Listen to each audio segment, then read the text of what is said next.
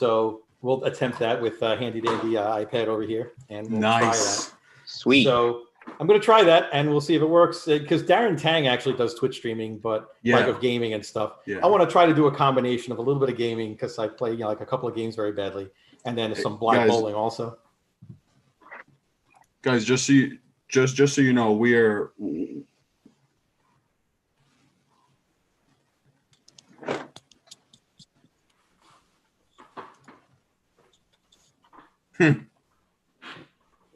Hey, just so you know, we're live right now, okay? That way, it's still unlisted because I need to do all the little settings and stuff, but just so you guys, can you guys hear me? Yep. All right, cool. We're good. Yeah. All right, couple little seconds here.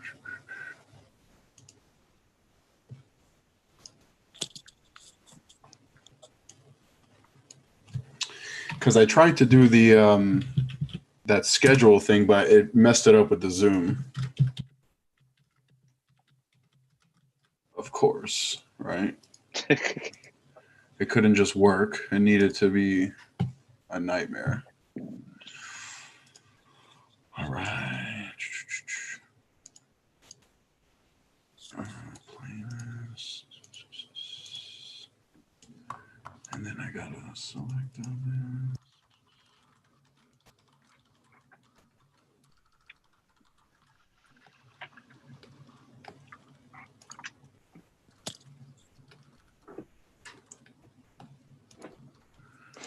All right.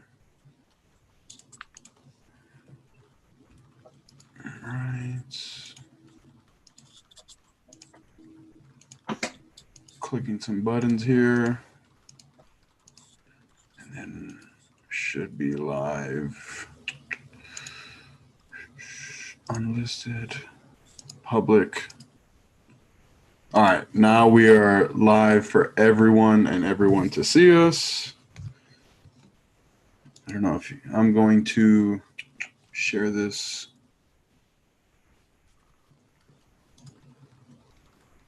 All right.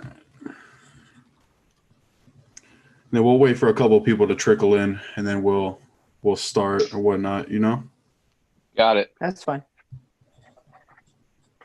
Works for me. Right. And then I'll share this.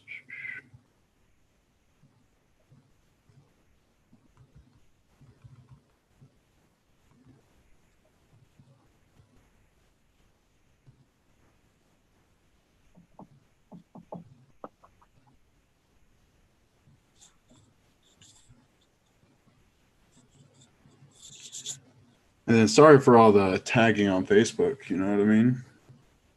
No worries at all. Yeah, no biggie. Tag away. Right? I'm like the Facebook guy.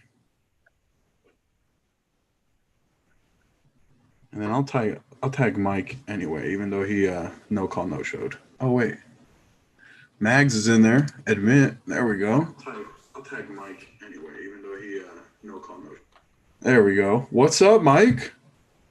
And then, hey guys, if you're watching it on YouTube, just make sure you mute it on the YouTube side, because if not, there's like a little lag. Mm-hmm. That was actually me. I was testing it on my iPad just to see it was coming yeah. through, and it was coming through. All right. What's up, everybody? How's it going? What's up? Hey, man, this is freaking great. Oh. So, Mike, for a second?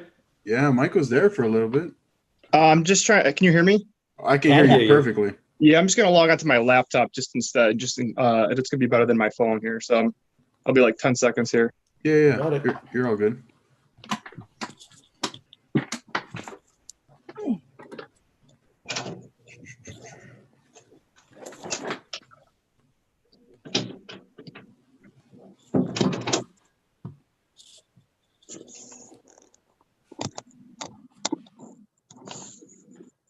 And then we'll just share this on a bunch of different pages.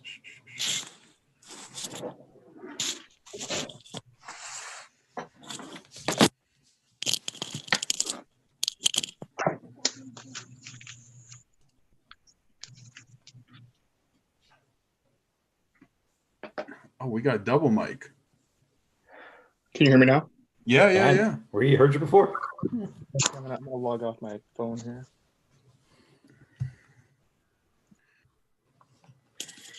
All right. I'll be back in a second.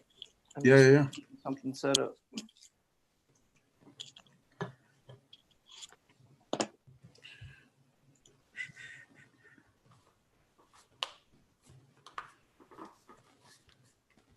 Hello? Hey, all right. Hello. So let's get started here, and hopefully people will trickle in and ask some questions along the way. So I kind of just want to say thank you guys first and foremost for joining me for this year in review video. I think this is a great opportunity for all the Motiv fans to see some of their, I guess, favorite YouTubers or whatnot. So I figure we'll just start and, we'll just introduce ourselves or whatever. Steve, why don't you start and introduce yourself a little bit? Absolutely. My name is Steve Hawes. I have been with Motiv for about 5, working on 6 years now.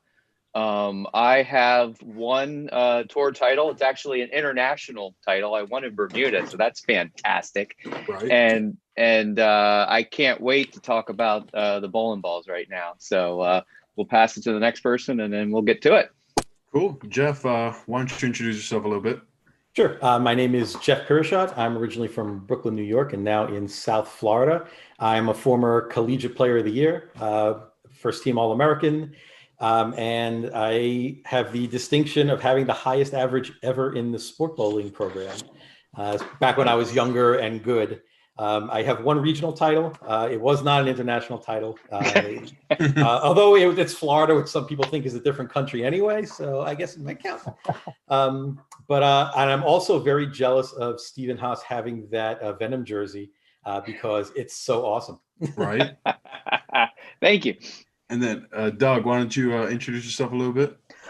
My name is Doug Anderson. I'm from Muncie, Indiana. I've been on staff with Motiv for 6 years. I bowled collegiately at the tail end of Jeff's illustrious career, and I was an All-American honorable mention back in forever ago.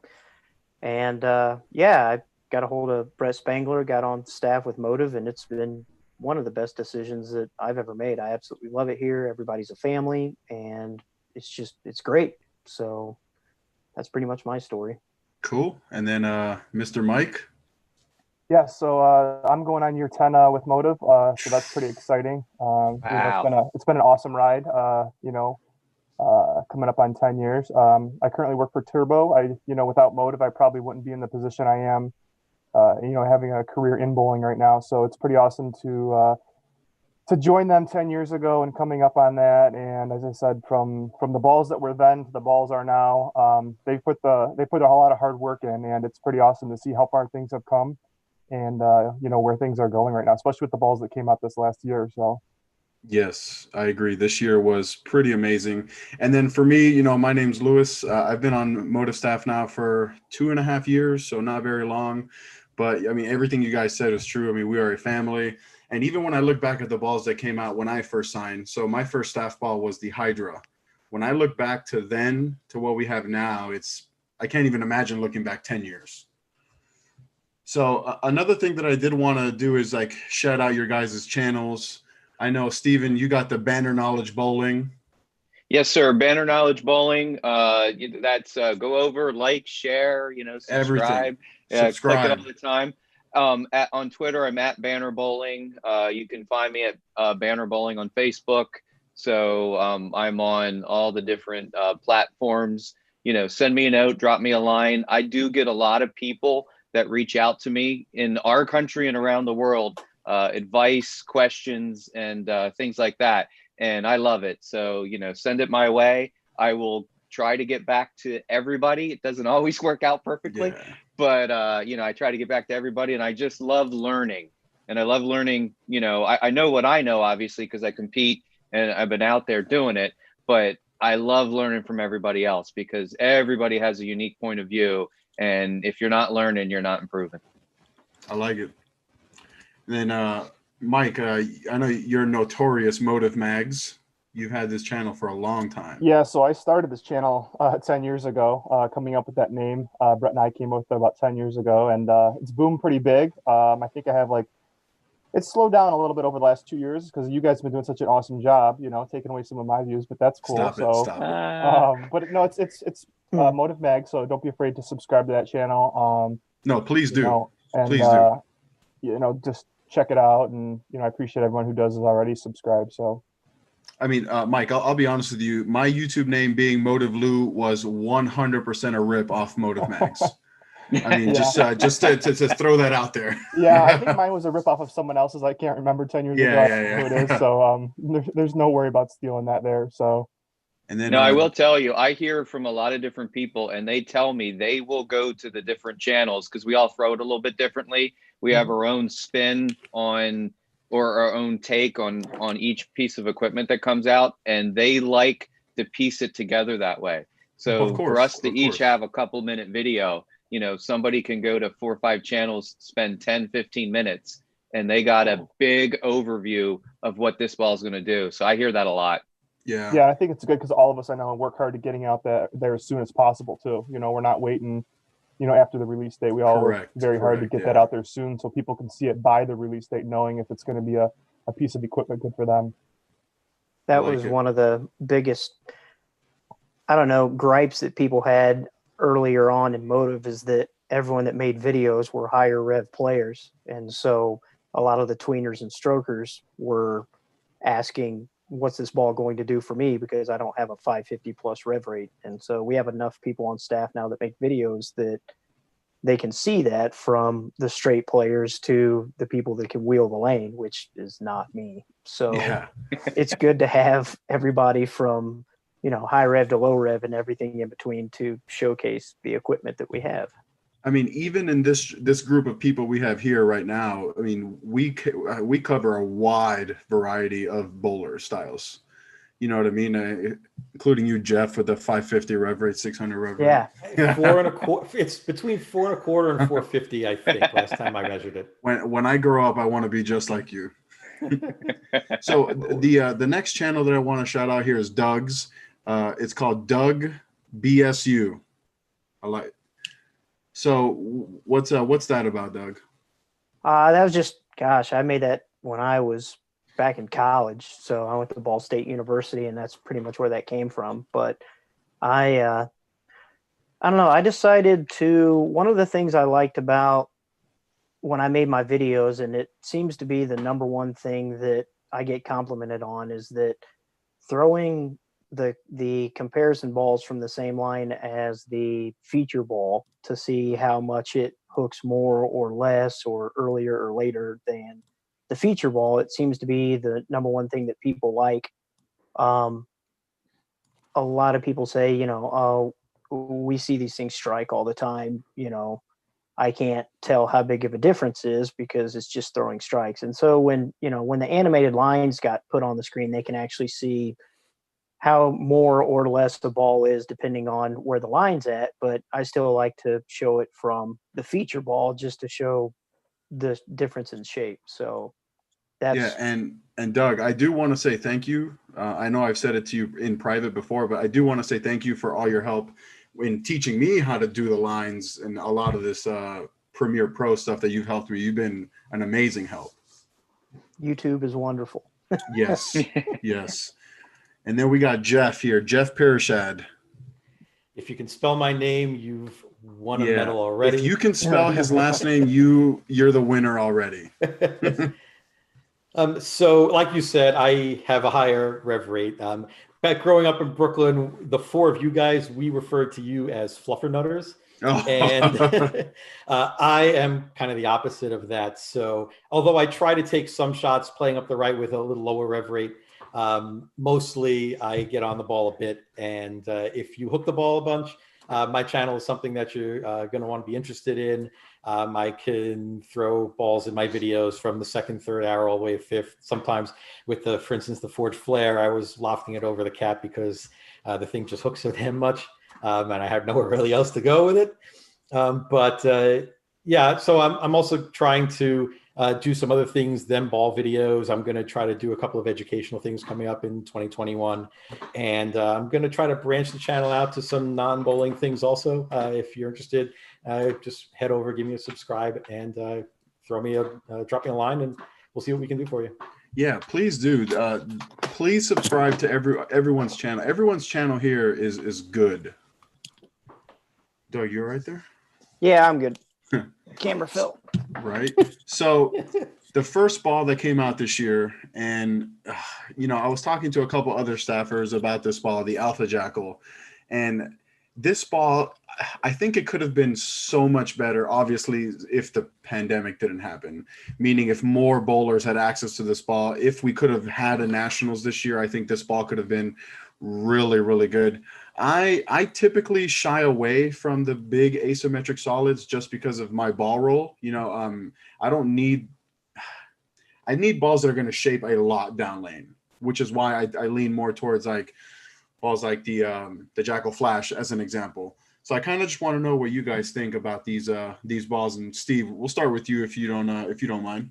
Absolutely. Now, for me, my vote is the Alpha Jackal is probably the best that came out this year for me. The way I throw the ball, conditions I bowl on, and that kind of thing. I had like an 855 series with it, an 847, three or four 300s with it. I think I had like an 812. For me, I think when I talk to a lot of people about, they say, Steve, recommend a ball. What do you recommend? And then I start asking them questions. And the first thing that I get is people tell me what they want the ball to do. And I think that's the opposite. I think what we need to know is what is happening to you now. And what I mean by that is, and I'll just use the example of, okay, I want the ball. I'd like to play the second arrow. I'd like to get it way down the lane, and then I want it to hook. And what you're really talking about is you're talking about a lane condition, because I can give you a ball that does that. But if you're in any kind of, tournament league, you're changing lanes, the pattern's going to change. And then that ball may no longer do that.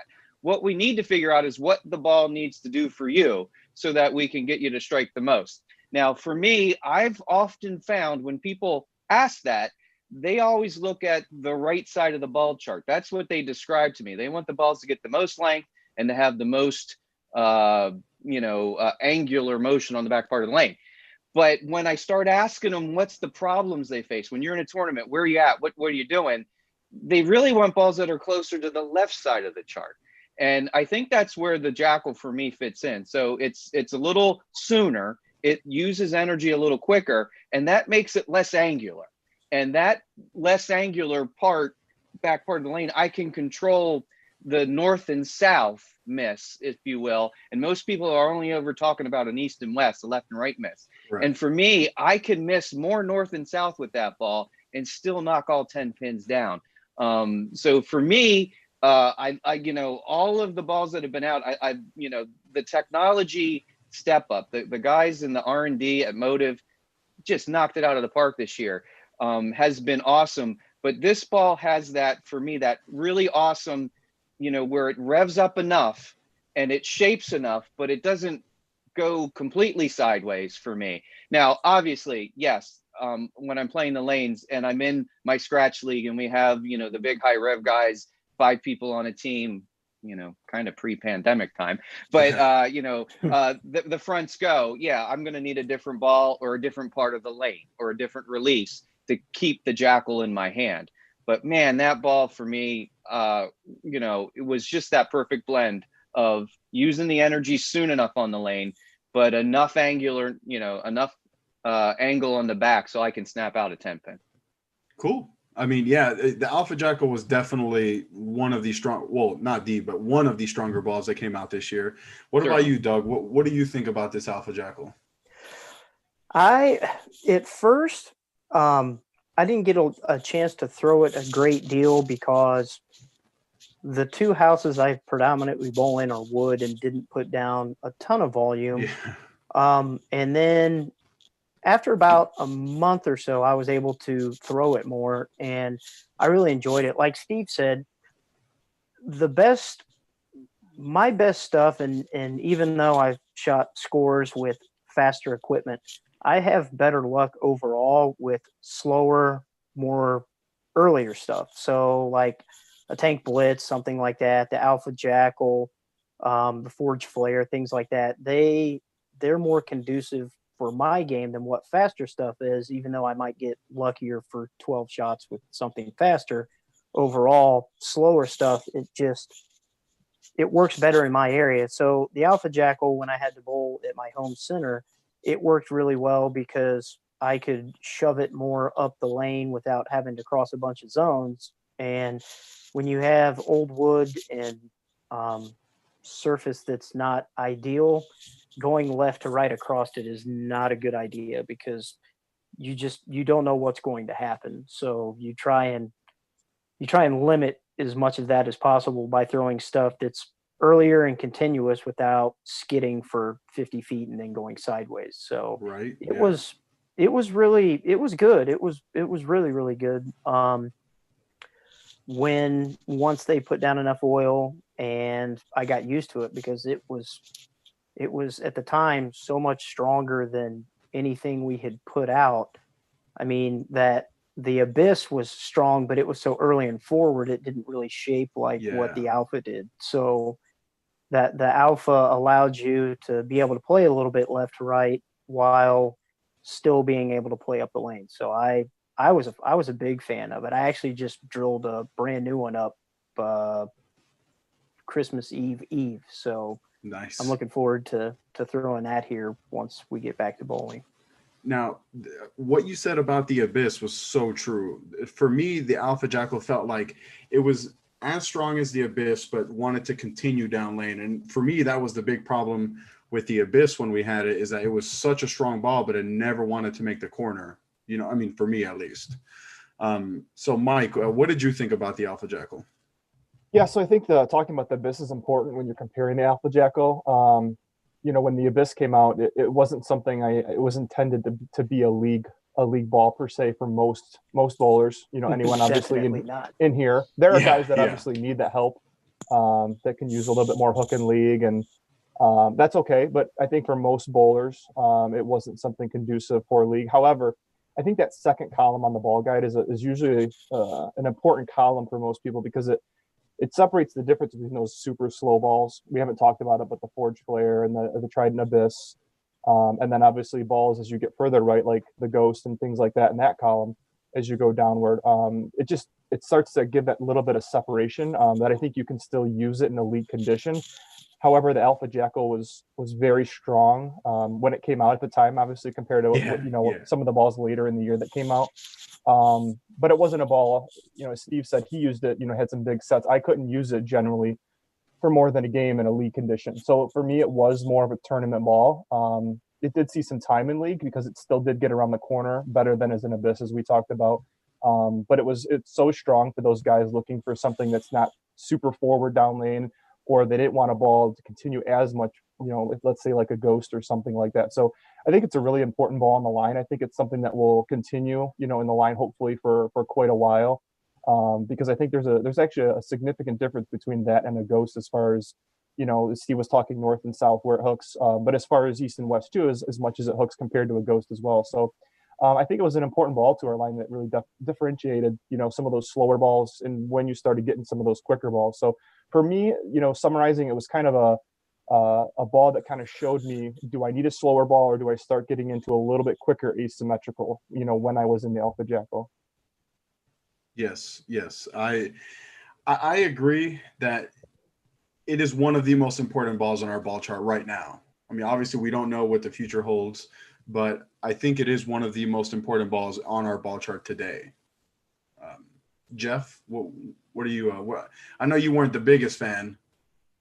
Well, for me, I have a couple of things that I want to say about the Alpha Jackal. And you mentioned the Trident Abyss and how you guys didn't really get a lot of play out of it because it was very forward and hooked a little early. For me, the ball was fantastic, the Trident Abyss, because I get around the side of the ball very much, you know, kind of around maybe like Pete Weber-ish. You know, I'm always around the side of it a lot. And the Abyss, for me, on the first game of a tournament, when the back ends are very fresh and very snappy, that's great because if I get around it as much as I do, then the ball's just going to be unpredictable. I don't know where it's going to go. And the Abyss smoothed that out for me a lot. And it helped me get through game 1 of a tournament. The Alpha Jackal for me is much the same. It's a little more left on the back end than the Abyss was. So what I'm able to do is I'm actually able to stand a couple of boards, maybe 2 or 3 boards left of where I would be playing with the Abyss. And that generally was enough to get me away from everybody else on the pair, because I always want to try to play left of the people who are on my pair, because those lanes are going to dry up and then I'm going to have to move early. But if I can stay a little left of them, it maybe buys me 3 frames or 4 frames. Maybe that's enough time to get off of that pair and go to the next pair. So the Alpha, to me, helped me do that where the Abyss wouldn't. If I tried to play those 3 or 4 boards left, it just wouldn't have the energy to come back. But the Jackal core, being stronger than the Trident core, it actually gave me a little more on the back than that, while still being very smooth.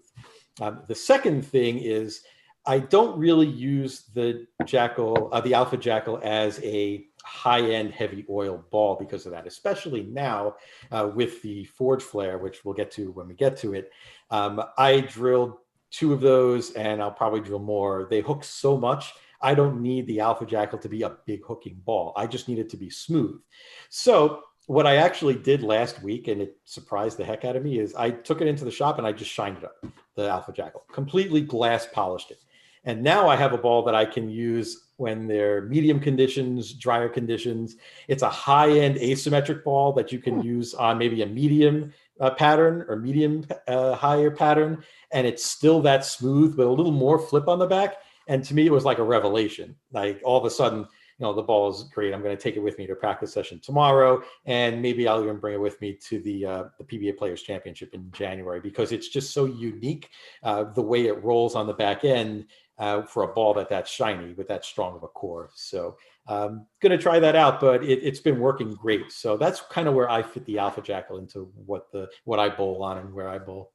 So basically you gave it the Doug Anderson treatment where you just polish those wood lanes. Man, I don't polish stuff anymore. I used to. I miss bowling on wood lanes. Those are fun. Locking it over the head. They are. I have a friend, Doug. You'll like this. A friend of mine who I used to work with bowls in New Jersey, where they had some wood lanes, and he went and bowled a regional. And we asked him how he bowled when he got back. He said, "This, how in wood houses, there's little spaces between the boards, like in the heads." Oh yeah. He said the spaces between the boards and the heads was so big, he threw a shot and accidentally dropped 75 cents out of his pocket. And when he went to pick it up, he could only find 28. Oh. So believe me, I feel your pain on the wood houses. I miss them. I love them. I like it because wood smooths the reactions out, which helps me. Right. I need the wood lane to bleed some energy out of the ball, and I need it to be not as snappy in the back end because of the way I throw it. So for me, I love wood lanes. My regional title was on wood house. So I watch your videos and I'm jealous, like for 4 minutes straight. That you get to bowl on that and I don't. So I'm just looking here at the comments real quick. Maybe DJ Rose says, "What's up, guys? What's up, man?" Yeah, Brian said that the Alpha was going to be his go-to for nationals. I think it would have been a lot of people's go-to for nationals. I know that Brian Nicodemus at the Motiv booth, we were talking about drilling a lot of those balls potentially for nationals. We have a question here. Maybe you guys can help me. I think I know the answer to this, but Luke Howell says that he's new to Motiv, coming from Storm, a Storm High Road. He's looking for a recommendation. I think the easy answer to that is Supra. Would you guys all agree with that? For a High Road, the Supra is maybe a little longer than a High Road, because I think the High Road is a hybrid, which is why it's called a High Road, and the Supra is a Pearl. So maybe the Ripcord might actually be good for that too, because that's a hybrid. It's got the infusion pearl mixed with a black solid, and that might smooth the back end out a little bit. So it's somewhere, or you could take a Supra and maybe take a little bit of the shine off of it, and to get it to roll up a little earlier and kind of behave like a hybrid. I think that could work. Absolutely. Yeah, I have only seen High Roads go down the lane. I couldn't tell you. Mike? Yeah, I think, I mean, obviously, to me, it always depends on the bowler, and that's always a big conversion. Like my first motive ball, I threw a high road. It depends. I would still always say polish a shock. Even a VIP, if you can get your hands on one of those now, I think might even be a little bit closer. Maybe it's obviously a little stronger, but I think those two balls would be a little close. Like that Supra, I think the RG is a little higher than a high road, and that covers very clean, very good. But that ball is very, very clean. That high road, I think, just picks up a little bit sooner. So it depends on the bowler. Super is definitely an option if they're, maybe a little bit higher rev rate, but it just depends on the bowler. I would actually suggest looking at a Venom Fatal because it's a lower RG in a Pearl, so it revs up a little earlier. And it's a little lower differential, so it doesn't flare as much. But if you drilled it very strong with maybe like a 3.5-inch pin or a 4-inch pin to get it to flare as much as the high road does, you might find that the reactions are actually very close. That's what I was going to say. You could knock the cover down off of a Fatal, maybe take it to just crack the polish off of it, use it, because it's slower than a Supra. I think it would probably be the closest to a high road. Stronger, more than likely, but close. Yeah, it's always hard to compare brands, obviously, especially since, that high road is however many years old, 6 years old now, so 8 years old maybe even. So, it's hard to compare when you're talking different generations now almost. I mean, look at how stuff changes in generations. So it's hard to almost compare, but, there's definitely some options that we have. I think the big thing is if you're coming from any other brand and you want to try Motiv for the first time, just drill a Venom shock. I mean, you absolutely cannot go wrong. I mean, I know it seems like a cop-out answer, but to me, it's just the truth. If it's the first Motiv ball, definitely try a Venom shock. Sure, no problem. Luke, thanks for the question. Let me see. Yeah, Luke, thank you for that question. Scott, we appreciate it. Thank you. Oh, here we go. This guy knows what he's talking about. Marketing Scrog says he bowled a 290 with a Desert Tank, aka best ball came out this year. Ralph Bryan, you notice a spot opened up on the ball chart where the Trident Abyss used to be. Any ideas what to expect to replace on it? What do you guys think? Should we spoil it? Nah, just kidding. Just kidding. We don't know anything. Venom Shock is hands down the best Motiv ball to start with. Yeah. All right. So let's go to the second ball that came out this year. This ball, oh man, the next two balls that came out in the year were severely affected, obviously because of COVID and a lot of the bowling centers being shut down. The Trident Nemesis, I thought, was a great bowling ball. I drilled it, and then very, very soon after, things started to get shut down and didn't really get to see a whole lot of lane play with it. But Jeff, why don't you start this one? What did you think about the Trident Nemesis? The Nemesis is actually one of my favorites. It's really unique in that it has a very high RG, so it kind of lopes down the lane, which you don't get a lot of in asymmetric balls. But then it just decides, it says, as soon as it hits the back part of the lane, it says, oh, I'm going to start revving now. And it makes up for all of the revs that it didn't do in the front part of the lane. Correct. It can make anybody look like, their EJ. EJ Tackett, in the back part of the lane. For me, it was great because it was really clean and I could get left with it and just kind of wheel it out to the right and throw it basically as far right as I wanted. And as long as I didn't throw it too hard because it's so clean, it would let me circle the lane, and which is not something I'm very good at. I drilled one pin up above my middle finger and one pin under my bridge. And in leagues, I'll use the pin up one because I'll need a little more, kick in the back because of the higher volume, on a house shot. On a house shot. But for tournaments, the pin down one is great. It floats through no matter how far left I move because people are using, whatever dull, hook in a box they're using. I can get left of that. I can just kind of slow wheel it, which, slow for me is, still fast for everybody. Yeah. Hard. But it lets me kind of get around it and it doesn't run out of energy. And then it just revs up and it's nice. It's like a smooth flip. It's the hardest thing to describe. It's the smoothest angular motion I've ever seen. And so to have a unique reaction like that in your bag, one thing that I've heard people say is the tournaments aren't won by who throws the ball the best, because people who bowl in tournaments all throw it great. They're won by somebody who has something somebody else or everybody else doesn't have. And if you have a trick that you can do, something that is yours and yours alone, then you have an advantage over everybody else, assuming everybody has the same skill level. And to me, the Nemesis was something like that. It gave me a trick, and it was a pretty good trick, I'll tell you what. Mike, what did you think about the Nemesis? Yeah, so first of all, I think it sucks that COVID interrupted, obviously, the momentum this one had, honestly, more than any other ball, probably, honestly. But for me, it was actually a good league ball because it let me start a little further left into the pile. At least in Michigan, we see plenty of oil. But it's a ball. I like balls in league that I can kind of stay with and not have to change balls 4 times in league. I can keep chasing it left, and I like to do a lot of different hand positions. And when I start with this one and I have a good look, the good thing is I'm able to stay in this ball a lot because, as Jeff was saying, when you get around this ball, when it sees friction, and if you're doing the right thing with your hand, you can get it back up the hill really, really quick down lane. But if I wanted to start it a little further right and maybe I was a little more forward, it still rolled very heavy in the front, or just enough heavy in the front, once again, that I could stay with it for 3 games. And honestly, there's not a lot of balls that I don't have a super high rev rate, obviously, but for me to stay in an asymmetrical ball for 3 games in league, that's a neat thing to do because it gives me all the control. But in league, a lot of times you'll see me throw balls that do have some pop down lane. I don't like to play it safe and, leave that flat 10 here and there. I like to throw balls that are a little bit quicker, and I've been having more success over the last 3-4 years on league conditions with balls that are quicker. And this ball is just quick enough. Once again, that lets me stay in it for a long time. So. Yeah, and the cover on this ball is special. This infusion pearl cover, this formula is amazing. Like I know we have plenty already, but we need more.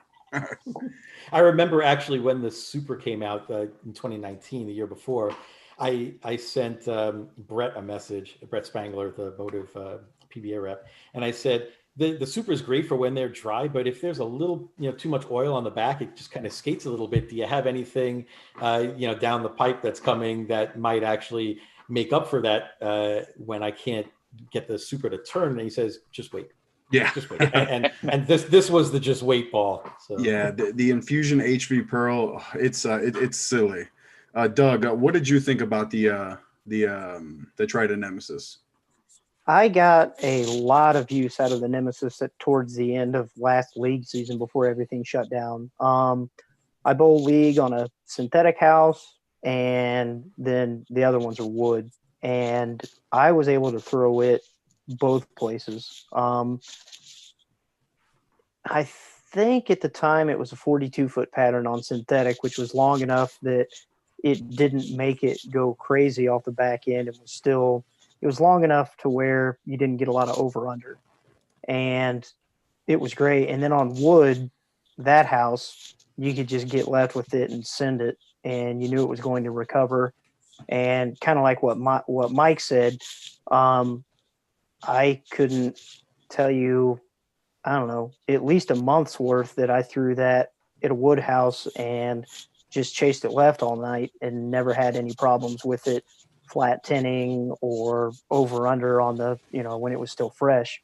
It was and is a really good league ball just to be able to play either a bit of a shallower angle or move left and play left to right. One of the good things about the cover on that ball was that I was kind of surprised that it took as well to surface changes as what it did, because I took that down to like 3,000 and knocked the polish off, and it was great. It was as great at 3,000 as it was box. So it's a lot of the times when you hear, fast and angular, you think that, okay, it's not going to be as versatile as a shock or something like that. And of course, it isn't as versatile as a benchmark ball, but still, just with some very minor cover alterations, you can make the Nemesis do a lot of different things. And it was really, really good. It is really good. It just, like Mike said, it got cut down really bad from the pandemic. I mean, everybody that was coming into the shop and seeing that it was coming was talking about how gorgeous it was, and shelf appeal was huge. in this industry. And, you know, COVID kind of knocked the wind out of its sails, but it's still a really, really, really good ball. It complements that Jackal Flash really well, to be honest. They're different enough that you can have both and not have to worry about overlap. Yeah, I agree 100%. And that cover really does take really well to surface changes. Steve, what did you think about the Nemesis?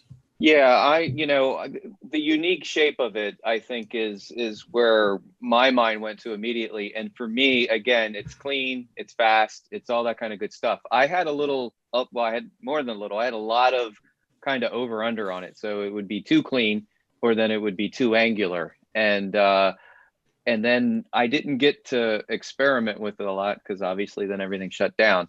The one that I like, I did a pin up, the PSA and a thumb, and then I kind of did the pin down with the PSA on my Vow.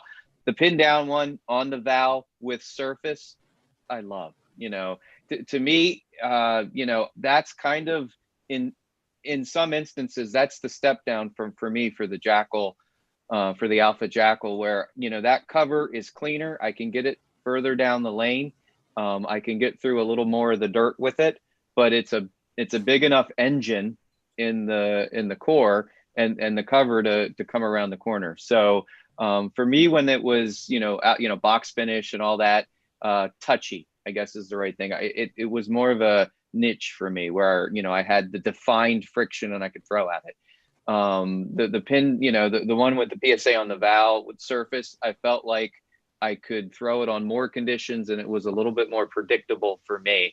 And I think it would have really boomed, like we were talking about. I think people would have said, "Oh, the Jackal," and "Oh, yeah, these two ASIMs, I have a step down from my other ASIM." I think that was the idea and the plan, and it is what it does. But I think it got a little sidetracked there. Yeah, I know it definitely did. Definitely did. I'm reading one of the questions here. I just saw it. What was his name? Marvin Price was asking about a pin up or pin down with the Desert Tank. I think I answered his question earlier when he messaged me, but one of the things I told him was that core is so small that the layout isn't going to affect it as much, especially with this ball being as cover dominant as it is. One of the things I explained to him was that to make sure you drill it stronger to get it, like for me, I needed as much flare as possible because it doesn't flare a whole lot to begin with. So if you drill it pin down and you bring those flare rings even closer together, what do you guys think? Doug, I saw you pointing up. Definitely pin up, right? Definitely pin up. Yeah. Pin up for me and a shorter pin to pap just to make it stronger. I don't have enough rev rate to get that ball to shape if I was to drill it pin down or pin axis or anything. I need as much flare as possible on a ball that has a core that small. I know Jeff doesn't have that problem, but actually, I have one Desert Tank. It's drilled with a 4-inch pin with pin up because of the same thing. I want it to flare as much as I can get it to flare, because not so much because of the rev rate, but because I throw it so hard. But I would say if you wanted to react like urethane, then you can drill it pin down, and then you kind of have a pseudo urethane ball that gives you maybe a little more continuation than a urethane does. But I'm actually drilling another one. I'm going to go even stronger than 4 inches, and I'm going to put more surface on it, and that way I can go from one to the other without losing. When the stronger one starts going a little too much or too early, then I can go to the second one and get the same reaction and maybe stay in the same place.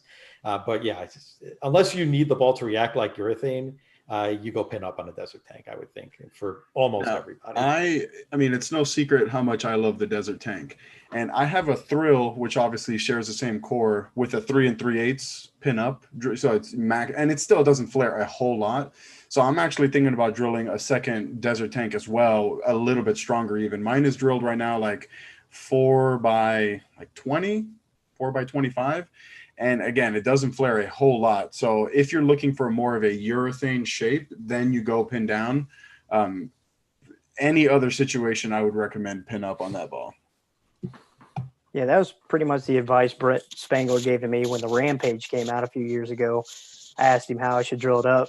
And he looked at me and laughed, and he said, with how you bowl, drill it as strong as possible and drill a weight hole to drill a weight hole to China is what he said. Crater, like.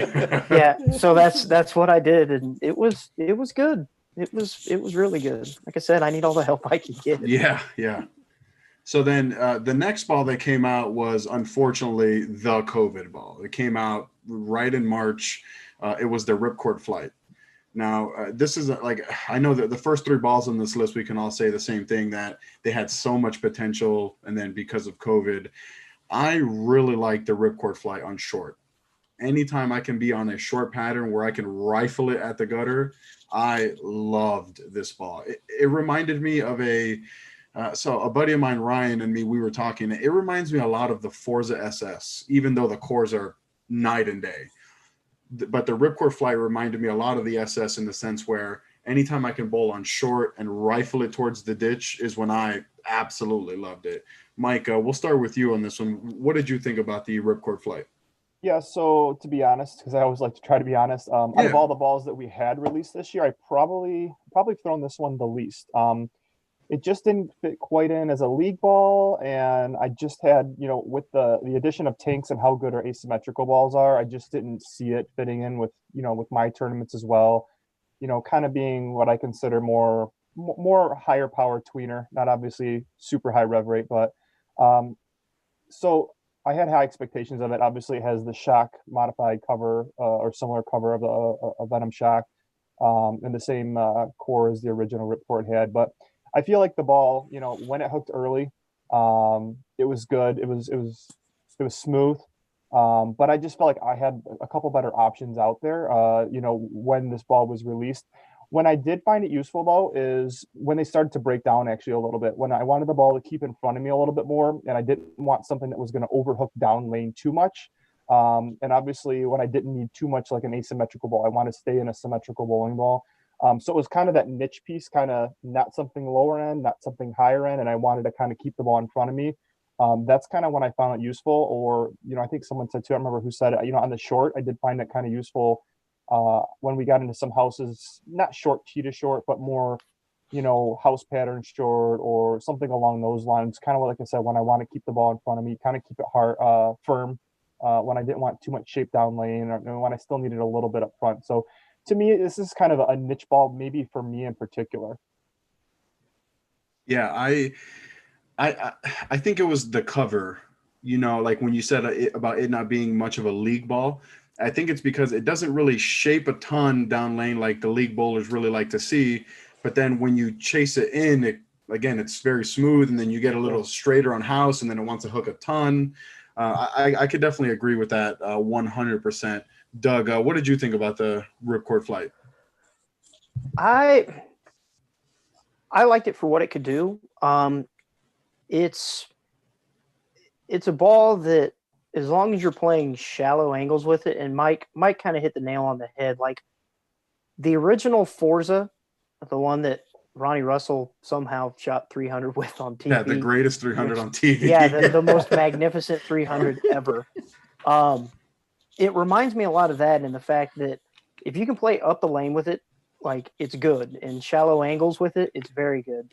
Once you had to chase it left, I think the cover and the core combination were together was a bit too strong to where when you had to get left and throw it left to right, it kind of went out of its wheelhouse. But like I said, when you could just shove it up the lane and play right, or a pattern that was shorter, something like that, the ball's really, really good.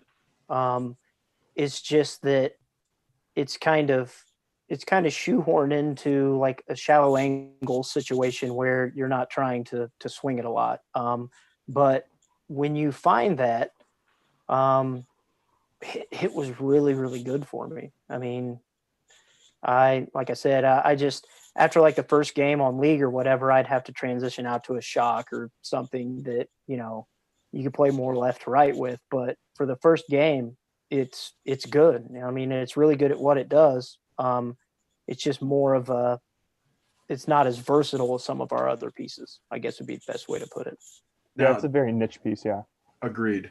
Now, to go to what Mike said real quick, if the tank blitz wasn't a thing, I think this Ripcord Flight could have been really good. Exactly. And, yeah, the Tank Blitz, for me, even though it's technically earlier, it shapes better than what the Flight does. Like, I can actually play left to right with a Blitz and still corner without any problems, where the Flight isn't as good as the Blitz when it comes to playing left to right. Yes, agreed. Steve, what did you think about the Flight?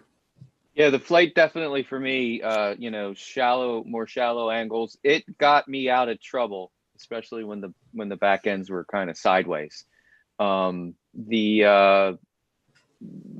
It's harder to get in with that ball and throw it much to the right, unless you have a ton of hand. I actually want to hear what Jeff has to say about it.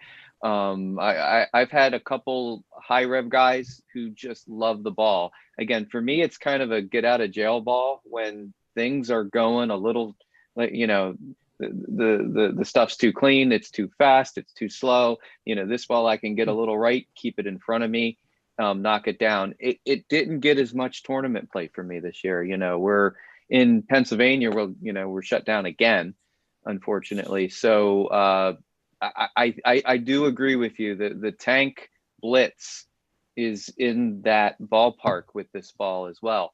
But the Tank is microcell and it's a unique shape. This is that shape where I can get it in front of me. Shorter patterns, ones that I can go. If I can get out on 3 and just pipe this ball, that looks really good. Now, if I got to get in and throw it, I'm probably going to look for a different shape, or a different ball to get a slightly different shape for that. Yeah, and when I drilled the Ripcord Flight and I shot my video, I had this idea of what the ball was, and then when I saw Jeff's video, and I was like, wow, my ball doesn't do that. My Ripcord Flight doesn't do that. Which is why mine does. Which is why I wanted to save Jeff for last, because I really want to hear, because we're all talking about throwing hard and straight on short, and I want to hear what Jeff has to say about this. It's actually hilarious listening to you guys talk about this ball, because to me, the Ripcord Flight is my blue Venom Shock. It's what it is, because to me, the Venom Shock is often too weak. The first Venom Shock I drilled, I put the pin above my bridge, and it didn't flare a whole lot, even though it was at like 4.5 inches for my PAP. If you actually check out my Venom recoil video, you can see that Venom Shock in the comparisons, and you'll see it just doesn't flare very much, and it didn't really make much of a move in the back. So I drilled the second Venom Shock, and I put the pin at 3.5, and now it flares a ton, and it gives me more reaction than that Venom Shock did. But because it's drilled at 3.5, sometimes it'll hook a little early because it's now grabbing because the cover is so strong. But then it gets to the back end and maybe it won't do enough because it's just not a strong ball. Whereas I get the Ripcord Flight and it's basically that cover, maybe a little stronger with more of a core in it. And now all of a sudden I have what all you guys have with a Venom Shock, I have with a Ripcord Flight. And I drilled another one of those and shined it up, and that's in my Flight video also. And to me, Ripcord Flight is, and let's not be mistaken, like on a shorter or middle shorter pattern, 38, 39 feet, first ball out of the bag, that and a Tank Blitz. Now, the difference between this and the Blitz is the Blitz doesn't roll too early for me sometimes. I love the shape it makes. The shape of the Blitz reminds me of like 1980s urethane, where you just, it just goes out and then comes in. It's just this one big nice circle. And especially like, you remember, like they used to take like black Udots and black Rhinos and shine them up. You probably don't remember. No, that's way before my time. I know Steven remembers. He's giving me the thumbs up. You remember yeah, Doug remembers. Like you would see like M. Leto on TV. He was using a Cobalt Rhino and it was shined like to the, shined to the nuts. And that's the shape that the Blitz makes for me. But sometimes that shape is a little too early. I love it, but sometimes it's too early. So I need a reactive ball instead of a Blitz. And the Ripcord Flight to me is that. So it gives me a Venom Shock, which is funny because you see the higher rev like EJ, that's all he throws is a Venom Shock, So it's funny because I don't have his rev rate, but I have more rev rate than you guys. I'm like right in the middle of that. And to me, the shock sometimes doesn't fit where it needs to fit.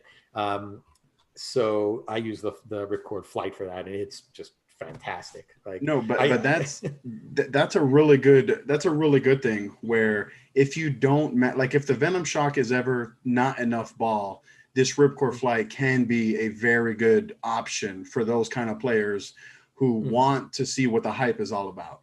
Yeah, absolutely. My blue Venom Shock. That's what it is. Your blue Venom Shock, yeah. So I got a question here.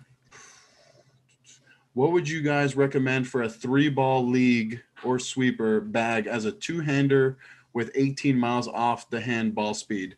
So, Mike, we would obviously need more information than just your ball speed, but I'm assuming that your rev rate is probably up there as well because you're a 2-hander. Instantly Venom Shock. I mean, everyone needs a Venom Shock. What balls would you guys recommend for someone who's maybe a higher ball speed, maybe a higher rev rate? Probably going to need something to play left with, and it's going to not run out of energy. So probably a Supra. If the Supra is a little too angular, depending on how around the side of the ball it gets, then a Fatal Venom, one of those two, to go with a Venom Shock, and then something for when there's a ton of oil to something on the high end, whether it's, maybe a Forge Flare or a Jackal Ghost, that would kind of depend. I tried throwing the ball with 2 hands once, and I was in pain for about 4 days. So yes. I can't really relate. But for that motion, I would think you probably want either a Supra or a Fatal Venom plus a Venom Shock plus something on the high end. I agree. Anyone else? Any other recommendations you guys think? The only other ball that might come to mind is the Forge Fire. For a symmetrical ball with that cover, that's one a 2-hander can get left with as well. Mm-hmm. It's going to shape around, but it's not the ASIM. It's a little more potentially, but again, I don't know what condition, don't know the rev rate, don't know the tilt. Of course, yeah. So I know that Doug and Mike will know who I'm talking about. Andrew Graff comes to mind. Really high ball speed, very high rev rate, and I just gave him one of my old Forge Fires, and he loves it. This is a ball that we threw it on Shark, we threw it on Viper, and we threw it on Bear. And well, he did, and he made him look good on all 3 patterns. So this is a ball definitely that I think that someone with a higher ball speed, higher rev rate can definitely get in with. And then, like you said, Steven, it doesn't have that asymmetry to it because it's that symmetrical core, so it'll get it down lane and still create that motion. That's a really good one. If I remember correctly, EJ on one of the dual pattern tournaments, he was using a Forge Fire on both lanes. Like the right lane was maybe Cheetah and the left lane was Viper or Squad. I forget. I was there. Fire on both. Yeah. I was at that tournament. It was the PBA Clash at Kegel. And they had just in December, this past December. And the left lane had some short thing. It was like Viper, I think. And the right lane was some long pattern. And he was using the same ball on both of them. Absolutely. Yeah. It was kind of fun to watch, to see it in person. Ball's so versatile. It really is. Agreed. This other question here from Andy Yingling says he just started throwing Motiv equipment. He drilled a Venom Shock 4x30 and a T10. Oh man, I wish the T10 was not a limited edition release. 4.5x20. He's looking to add more, thinking about a Tank Blitz, Forge Fire, and possibly one of the Jackals. I definitely think that he needs something on that stronger category. Obviously, we don't know anything about your game, but I would look into the Forge Flare for that one. Andy's on my team. You know him? I brought him over. Yeah. Then maybe you should be the one to recommend something for him, since you know how he bowls and we don't. Yeah. He has a T10. What? He has a T10. That ball was so good. No, it is ridiculous. So I'm interested in what you guys have to say, really. Well, for me, it just looks like he needs something a little bit bigger. I would lean pretty heavily towards that Forge Flare. Maybe even because he said a Venom Shock and a T10, maybe even a Pearl, like a Fatal Venom. Mike, what do you think? Well, yeah, I mean, it's just so hard to obviously always. I always adamant about obviously recommending balls until you really know, not even, tilt and rotation, all that stuff, but obviously, what they're comfortable doing, like when we're talking about the 3-ball arsenal, like we didn't even mention a microcell ball. And there's a lot of, two-handers that we see, at least in Michigan, that come up to TurboTech and we do some training, and as soon as they get themselves on a urethane-ish type ball, they get so comfortable and they can throw the ball straight and not, have to practice throwing it left to right. It is it's harder to do than it is learning just to play a little bit straighter for, depending on the level of the bowler too. So, it's always hard, even on a league condition. Jeff knows, even with the higher rev rates, not to recommend a microcell ball. The microcell balls have been kind of interesting for me. Like when the covert tank first came out, throwing that, I would throw it in league, right out of the gate, and I wouldn't have to put it away the whole night. But I would get all the way to fifth arrow with it and be able to play there with it also. The one thing I noticed about the covert tank and the blitz and the desert tank, I haven't gotten to throw a lot because obviously, this year was kind of a lost year.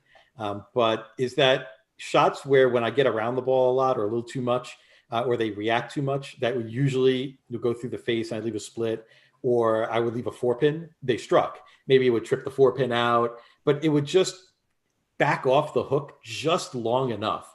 And that's all I needed. I needed the ball to not hook for a quarter of a second longer, or to hook just a half a board less. And the microcell balls were great for that for me with my rev rate. I love them. So for anybody with a high rev rate, I would say have at least one microcell ball in the bag, because there are going to be times where the back ends are just too much, and that's going to be the ball you're going to want to go to. Well, I think that everyone needs at least one microcell ball. I mean, not necessarily all three in the bag, obviously, but at least one of the three. I mean, and again, that's my opinion. Andy here says that he's 18 miles an hour, 13 degrees of tilt, 300 RPM. So again, something like one of the bigger balls for sure. Yeah, I'm for a flash. Is kind of where my head was, is the flash. And we also talked a lot about the tank blitz, but with the shock there, I had said let's get a different shape. So that, we're looking, a little bit more north and south, not always, east and west. So. Correct. So the next ball that came out was easily my favorite ball that came out this year. One, I know it's the Desert Tank. For me, this ball was like, anytime that I can get in a ball where I can throw it hard and straight and not have to move a ton is when I super match up to a ball. And for me, that's what this Desert Tank was. It was like the ultimate throw hard and straight and keep throwing it harder and straighter as the night progresses. And ultimately is good. I mean, it might even be my favorite ball ever next to a Venom Shock. So, Doug, what do you think about the Desert Tank? You haven't drilled one, yours, you said, right? I mean, Mark Wilson, he's another Motiv staffer. We have the same span, pitches, and everything, actually, which is odd, but it's kind of great because we can just swap whatever.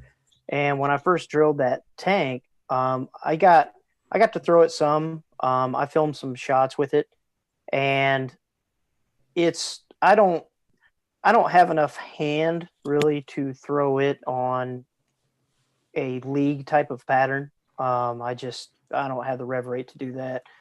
And on short, with the way that it digs in early and kind of not as well, I mean, it's not strong down lane. It digs in and, it's continuous, but it's not, it's obviously not a down lane ball, even though it's, quote unquote, a pearl. But it's playing up the lane with it or having to play out.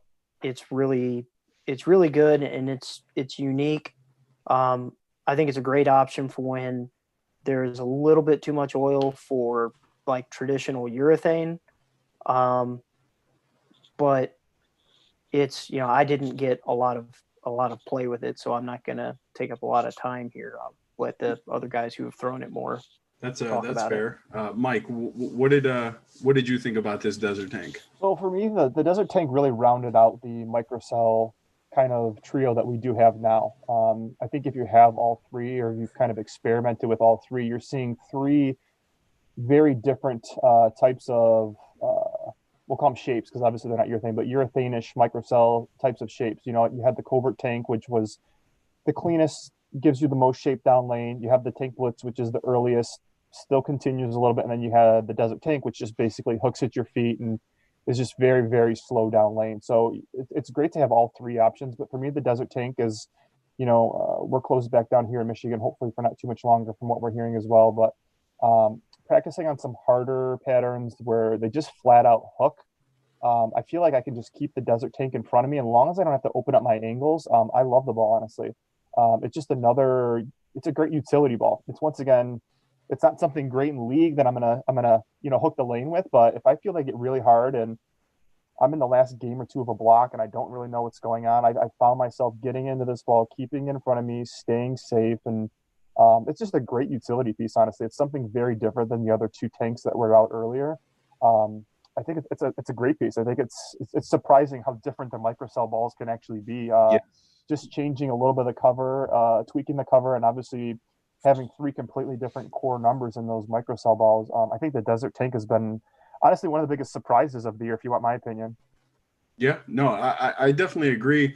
And I think because this ball is so cover dominant, I would really like to see what something like this would do on a bigger core. Like, one of the things that I've always built in my head, like I wish I can just build this ball, would be like the Sidewinder core from the Nemesis wrapped around something. Now, obviously, I'm not in R&D of any kind. I don't know. I don't even know if this would even work. But something like that, I think, would be amazing. Something with a little bit stronger of a core, something that'll flare a little bit more with this pearl microcell cover is something that I've always wanted to see, One of the things that impresses me about the ball is for higher rev players like AJ Johnson, Sean Lavery, and EJ. I know Sean just goes absolutely bonkers with that ball. Like, he averages 1 million with that every time that it's in play. And EJ and AJ have both gotten a ton of use out of it on tour as well. So I know that for higher rev players, it's, at least on tour, it's a really, really good option for them. Yeah, I just feel like you know what you're getting. Anytime I get into it, I keep a ton of surface on it. I know exactly what it's going to do. There's no doubt. It's going to hook in the front part of the lane, and it's just going to shape very slowly down lane. So it's probably honestly one of the most reliable balls I have in my bag. I always know what it's going to do when I get in the lane. It doesn't take me very long to get lined up with it. One of the big things that when people ask me about the Desert Tank and why I like it so much, the answer is always zero surprises. Like you said, what it's going to do. It doesn't do a whole lot, but what it does do is really good. Yeah, what I mean? Absolutely. Yeah, that's what I was going to say. I know exactly what it's going to do. I'm in a sport pattern league, and we do 5 weeks on each pattern and then change. And so we do 15 weeks before Christmas and 15 weeks after Christmas. And the shortest pattern is coming up, although it's delayed again because we're not currently bowling right now. So I can't wait to throw it on that. We're going to be on this 32-foot, it's crazy short oil, it hooks a lot, kind of, you could throw plastic, on it type thing. And I want to see what this ball does it, because I know exactly what the ball's going to do. There's no surprises with it. And that's what I love about it. Now, I mean, obviously the ball is good on short, but Andrew and I just got done shooting a video on the new Viper, the 2021 Viper, and that has 30.5 mils and 36 feet. That is a lot of oil in not a short amount of time. And the Desert Tank still looked really good on the fresh. Again, I mean, if I miss right, the ball had no chance. But as long as I kept it going up the lane, even with that much volume, it's good. Jeff, what are you thinking? So I actually haven't gotten a chance to bowl on any of the shorter patterns with it yet. Just some house shots. But tomorrow, like I said, I'm going to be practicing on the 2021 Viper. Hopefully, I'm going to bring the Desert Tank with me to see what it does. I'm really curious. I wish I had more to say about it, but I just haven't been able to throw it that much this year. Like, even when bowling centers started opening up down here in Florida, I didn't really bowl that much at the beginning. I just, maybe the last month or two, I just started getting into it. So I'm actually looking forward to throwing it a lot tomorrow on Viper. And not just Viper, but I think for me, even on longer patterns than 36 feet, I think it can be good. Chameleon is 39. I think I'm bowling on that. And even Bear, I want to say Bear is 41. 41. 41. I think there's a case to be made for using a ball like the Desert Tank on Bear also, because you're not going to be hooking the lane a lot, so you're going to be playing somewhere around in the right second hour or something like that. Yeah. The Desert Tank is a ball that is going to naturally be great for that. If you want to play square to the lane, no matter what the condition is, the Desert Tank probably fits in that some way. Now, whether it's the box surface or put a 4,000 on it, or I want to say, wasn't AJ Johnson in the PBA league using it shiny? I think it did look really shiny. Like, I haven't tried that at all, but now I'm curious. Like, I want to see what it does. So tomorrow we're going to give it a shot. I'm going to try to live stream the practice session. So I don't know. We'll see how that goes. You could be watching me throw a lot of gutter balls tomorrow. I don't know. I really want to. I want to like it, but I just don't know because I haven't done it yet. So the next ball that came out was the Pink Yellow Thrill, or as I like to call it, Strawberry Lemonade. Now I called shenanigans when they said it was the same cover from the Blue and Red Thrill, because it is so much stronger than the Red and the Blue Thrills. It is crazy how much this ball hooks for the price point. And I don't know if you guys had a chance to really throw much of the Blue or the Red Thrill, but this Pink Yellow one hooks so much more for me anyway, obviously. So Doug, what did you think about good old Strawberry Lemonade? Yeah, I'm not going to say what the rumors were, but I heard rumors about the cover on that thrill. I know it's not the same as the magenta and the blue one. It's cleaner, it's faster, it's definitely stronger, and I think that it's kind of an insult to call it an entry-level ball, even though it's our entry-level ball, because when you get left with that thing or are in like game 3 of League on a house that's burned up, it's really, really good. Like, it's hard to explain, because like whenever anybody hears entry level, they automatically think, okay, it's not going to perform, and it absolutely performs. I mean, it doesn't bail down lane like a lot of your traditional entry level balls do. It's the cover's fast enough for the RG being so high and strong enough that it actually shapes down lane. I mean, a lot of the times when you get left with an entry level ball, it just kind of fades and goes straight. And the thrill, it doesn't do that. And I think the cover on it is a lot stronger than what has been said, because I can get in and actually wheel that ball, and I know it's not because of my hand, because I don't have any. So it's really good. And like I said, I think it's kind of an insult to call it an entry level ball. It's just it's better than that. Yeah, for me, the Red and the Blue Thrills were completely allergic to oil. If you got it in the oil, they never saw it. And this Pink Yellow Thrill seems to handle the higher volumes of oil that the other thrills just could not. And it is an insult to call it an entry level ball, but it is definitely a good one. Steve, what do you think about this Pink Yellow Thrill? Yeah, I was going to compare it to the magenta and the blue, and I do think it's I do think it's a little stronger. For me, the Hydra, the one right next to it, I love that ball with a ton of surface. So when I get down to that part of the chart, I tend to go to the Hydra. I've thrown a lot of big games with the Hydra. The end of the blocks, we were talking about how that tank, the Desert Tank, fits in there. You know what you're going to get. That's what I get out of there. So I haven't had the opportunity to throw it enough to say more than that, but I would say it is a little stronger. Is probably, it's more shape than I feel like. I had the magenta, I had the red one. It's a little more shape than that ball.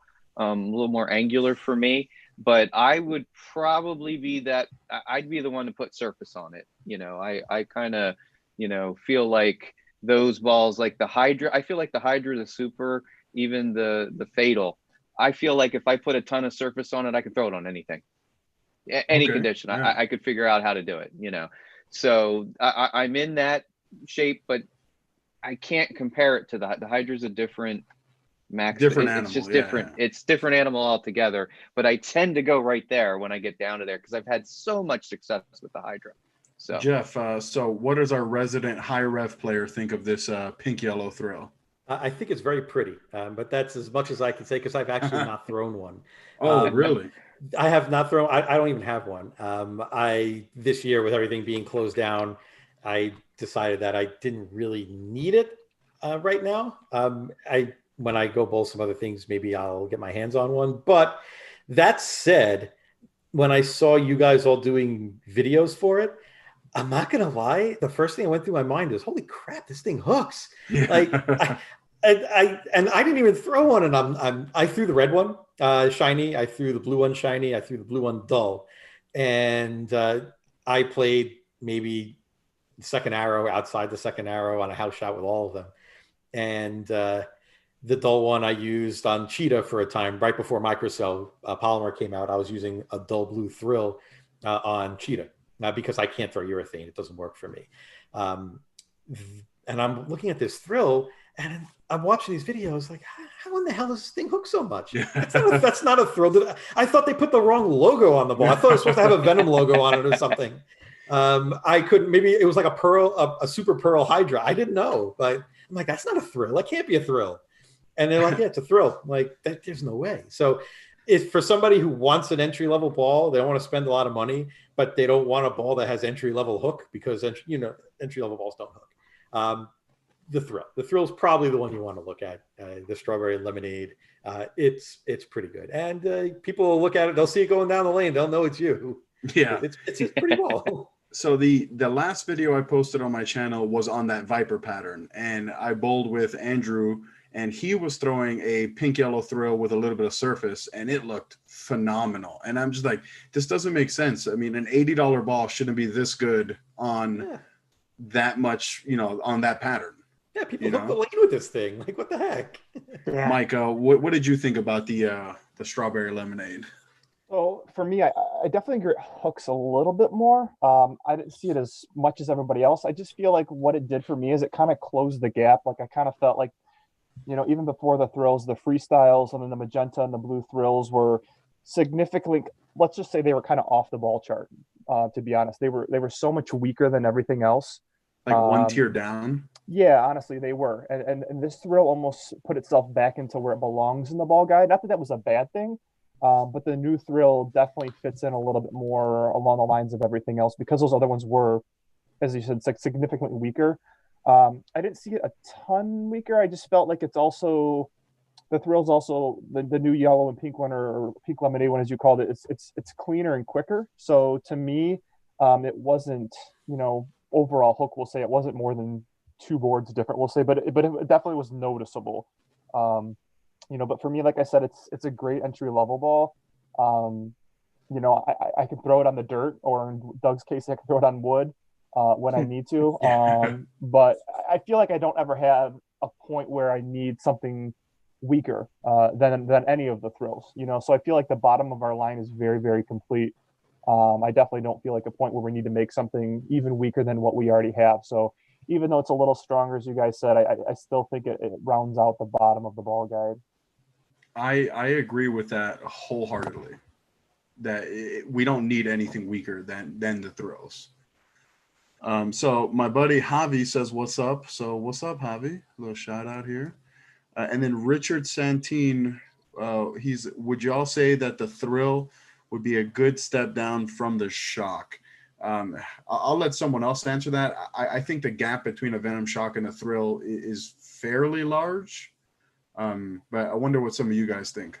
I'll step in. I would say, like, if you're talking like, we started with an alpha. So if you went from an alpha to a shock to a thrill, I feel like you'd have your 3 huge gaps, in between those. And shock might even be a little strong, we'll say. But I mean, putting an alpha or forge flare, your strongest ball, and putting a thrill, I mean, you have both ends of the spectrum. So there's a ton of balls, depending on the bowler, as we keep saying, for that middle ball. But I mean, as we just said, the thrill is the weakest ball, least amount of hook that you have at a cheap price point. So sure, you could definitely use a thrill if you pick 3 balls. Yeah, that answer is good for me. So the next ball that came out was a good one, the Jackal Flash. This ball, man, it's good. This is my favorite ball that I pair up with my Forge Flare. So anytime I start with a Forge Flare and the Forge Flare starts to be a little forward in the back part of the lane, I immediately go to the Jackal Flash. And then before the Forge Flare came out, it used to be my absolute go-to ball in League. I would knock the shine off like 3,000 or 4,000 and try to play a little bit straighter. And then kind of like what Mike said earlier about the Trident Nemesis, where you like to stay in one ball the whole night, the Jackal Flash was that for me. It was a ball that if I got into it, I can stay into it the entire night. And because I don't like ball changing a whole lot. I'm not, not that good that I know exactly what to go to. So for me, that's what the Jackal Flash was. Mike, I'll let you take the lead on this one. What did you think about the Jackal Flash? So I would say this is probably out of how many balls this year? Was it 9? 9 balls this year. So out of the 9, I would say this is second as far as the most aesthetically good-looking ball that we have. We haven't talked about what I think is the prettiest one yet, but I think shelf appeal looks awesome. We haven't really talked about how the balls look yet too much, but I think the Jackal Flash, obviously having that first 3 color combo is pretty awesome looking. So for me, it's one of those few balls I feel like, I kind of have an arsenal of things I bring to tournaments if I know the patterns and things to League. This is one of those few balls I feel like I can bring to both. I see it working well in League. I see it working well in tournaments. It's just one of those balls that it's not a niche ball. It's something that I feel you can use it on just about anything. I feel like the higher rev players, the lower rev players, it's just something it's an everybody ball. I feel like it's an every condition ball. Obviously there are extremes, that we don't hit as far as too much volume or not enough volume, but I just feel like it's one of those balls that you can use it no matter what type of player on any condition. If Nationals happens this year, I see me bringing one when they break down, in doubles and singles and things like that, when you really have to get in and start, then they really start to open up. I know that's not for everybody, but for me, having an asymmetrical ball where it's not super sideways, but something that still gets up the hill down lane is important to me. So to me, I would honestly say it's one of our top 3 balls released this year. It was a big surprise to see, a Pearl Jackal do what it can do. Yeah, I agree. Everything you said, I put my stamp on that because that ball is scary good. Doug, what did you think about the Jackal Flash? That's pretty much in the second. It's called Norwood Bowl. It's in Alexandria. It's where I film. That's usually the first ball out of my bag at Norwood Bowl, especially now that it's gotten colder and the lanes play slicker. They just do. I usually go from that to a Fatal. Now that the Fatal came out, it used to be from that to a Supra. But that Flash at that center, which I think the house pattern is I think it's 42 feet for the house pattern there. So you can play up the lane if you want, and you can play left, right.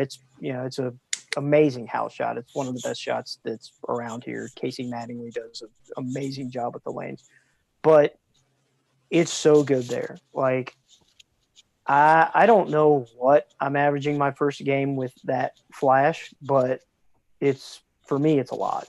It strikes a lot. It's like Mike said, on a League pattern, it's forgiving if you get it in because it's long enough down lane that it doesn't bite and go sideways too early. And if you get it out, the core and cover combination is strong enough that it recovers. So it gives you a lot of miss room on a shot that you play left or right on, especially a higher ratio house pattern. Like I said, I've had a lot of success for it there at Norwood Bowl on wood. The other house, it's only like a 40-foot pattern. It's just not long enough for really to throw anything fast this year. I have to throw slower stuff. With surface, it worked out okay, but I mean, when you get to the point where you're cutting like a flash down to 2,000, you can just throw a ghost. So I try and let Correct. the balls kind of do what they're supposed to do for the most part. But it's like I said, they're at Norwood Bowl where they give you left to right. It's really, really, really good. And it's been really great for me so far. Yeah, agreed. It's really good when I can go left to right. Jeff, what did you think about the Flash? So if you're a bowler that loves the Jackal Ghost and you keep saying to yourself, wow, I wish I had a Pearl version of this, you've got a Pearl version of this now. I mean, that's pretty much what it's going to do. For me, the way I've actually used it the most is I'll give you an example. I was bowling this past week, actually, a couple of days ago, and the shot dried up after a couple of games. So I moved left and I took out the VIP, which we'll get to, I'm assuming, next right after that. Yeah. I had to play left a bunch. I was around middle arrow. And because there's still a puddle of oil in the middle, the VIP would 2-8-10, or if I missed to the left, or if I got it right, it was okay. But if I got it in the oil, and I would rather get it in the oil because it's going to be a little more predictable, it just wasn't enough. But if I try to throw an asymmetric ball in that same place, it's not going to have the energy to come back because it's just asking too much. It's burning up too much energy because the core is just chugging away. The Flash, I put the VIP away. I took the Flash out. I said, this is what I need. It's going to be great. And sure enough, no problem. Strike, strike, strike. So for me, it's that ball I can play left with when I don't necessarily want to wheel the lane. I want to play like fadebacks, where you're kind of hitting the pocket going away, to the right, because this is going to get the ball to flip when you're in the heaviest oil part of the lane, but you don't want to use something that's solid that's going to burn up too early. And so that's where I like with my ball speed. It gives me something that actually hooks in the right place and gives me just enough to kick the 10 pins out when I'm playing left, but not really wheeling the lane. Cool. Steve, what did you think about this Jackal Flash?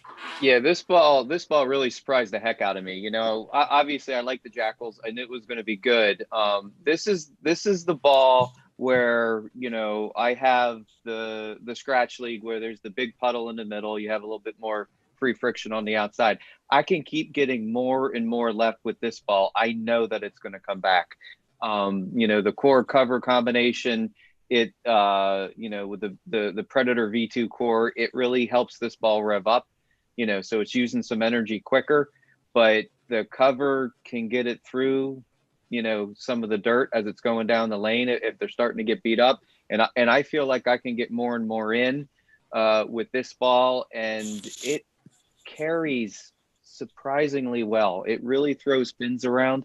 I know that's all unique to our own, the way we throw it and our tilt and our rev rates and all that kind of good stuff, but a good looking ball, and I know that I can get in with this ball, and I know that it's going to come back. It might not be the first one out of my bag, but it is a ball.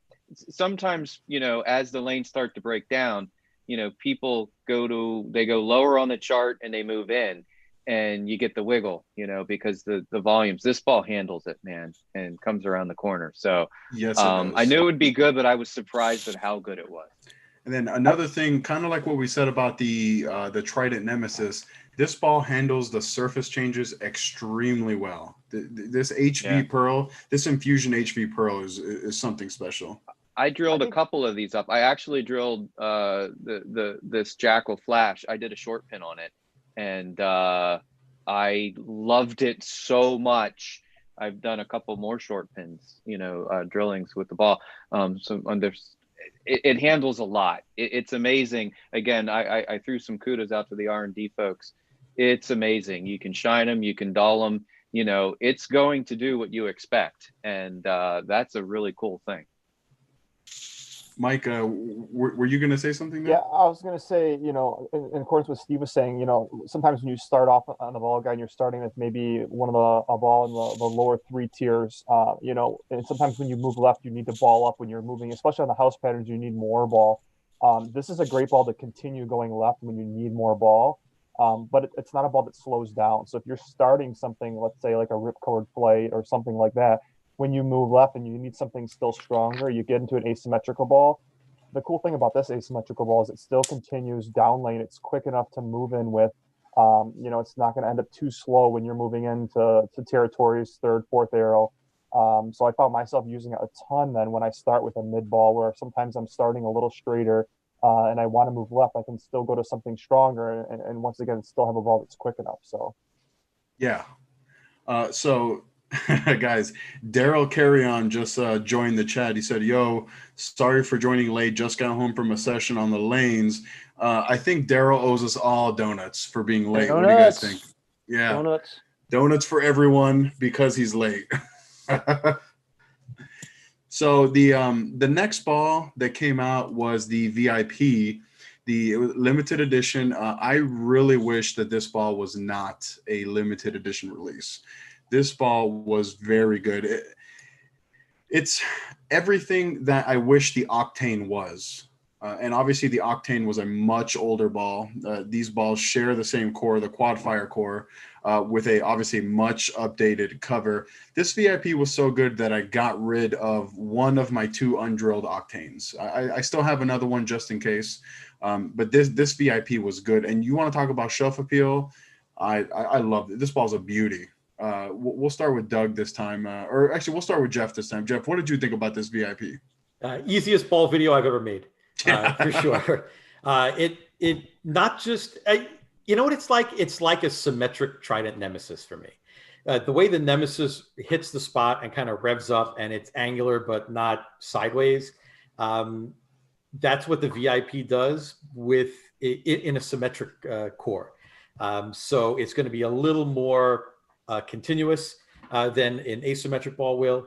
You can throw it out, get it to the dry, and it makes a nice, I'm not going to say smooth, but I'm not going to say sideways angular. It's kind of right in that Nemesis niche where it's getting to the pocket in the right way. It's not really losing its energy, and it's driving. When it hits the pocket, it's going to go run over the 8-pin. That's the kind of ball that it is for me. And to find that in like a medium hook strength ball means that it's going to be pretty versatile, where you can go a little up with it or a little down with it. I haven't tried changing the surface on it yet.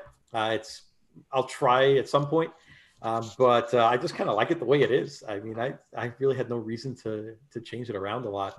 It's a good, dependable pearl ball. I agree with you. It probably shouldn't have been a limited edition, but it is what it is. It is what it is. There's still some around. Get your hands on one if you're looking for one. But it's a nice, dependable pearl for when you want to know exactly what the ball is going to do, which, let's be honest, sometimes when using a pearl ball, you don't really know what it's going to do. You're just kind of hoping when you throw it, it does the right thing.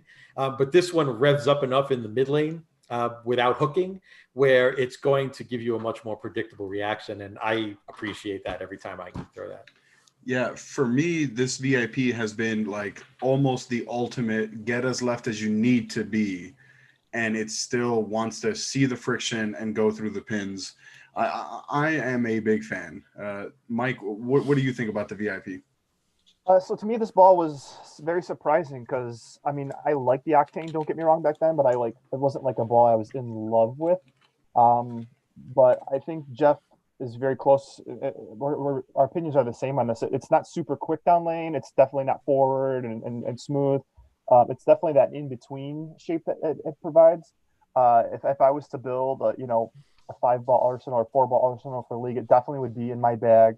Actually, it's in my bag, I should say, to bring into League right now, along with 2 other balls, Venom Shock and Fatal Venom. But it's a little stronger than a Fatal Venom for me. I added a little bit of surface. It just barely took down the surface. Like, I think it was just like a gray Scotch Brite just to kind of take off that sheen off of it a little bit. And it's awesome. Like, I can move in on the puddle with it, and it's just round enough where it does still hook in the oil. It's not allergic to the oil, but it's still quick enough when it gets to the friction. And it's, once again, I like it for league, as I've been talking about, balls that I can stay with all day long. I can start a little straighter, keep my hand a little more forward, and then when it's time to move left, I just keep chasing it. And once again, it's a ball you can keep getting left with. So to me, yeah, I'll be in the same boat and wish everybody it's not a limited. Wish it wasn't a limited edition ball. That's why I snuck one out as soon as I drilled one and liked it. That I grabbed one more and have one sitting so when I need it. Yeah, it is a very, very good option for that in league. Doug, what do you think about the VIP? I didn't get one personally. Mark Wilson has one, and so I was able to throw his. And I mean, what these guys are saying is pretty spot on from what I saw. It's a really good middle of the road option in between, like what Jeff said, a Nemesis, and like it's not like it's super fast or clean. It's more kind of like a fatal, I would say. It's more along the lines of that, but it's more ball.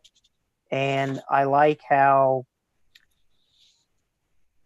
it I mean, it's not insanely long. It picks up in the mids a little bit, but it doesn't go sideways. It reads, but I don't really know how to word it. It reads without going sideways. And then it's fast, but not overly fast. Like I don't know. Like it's really good.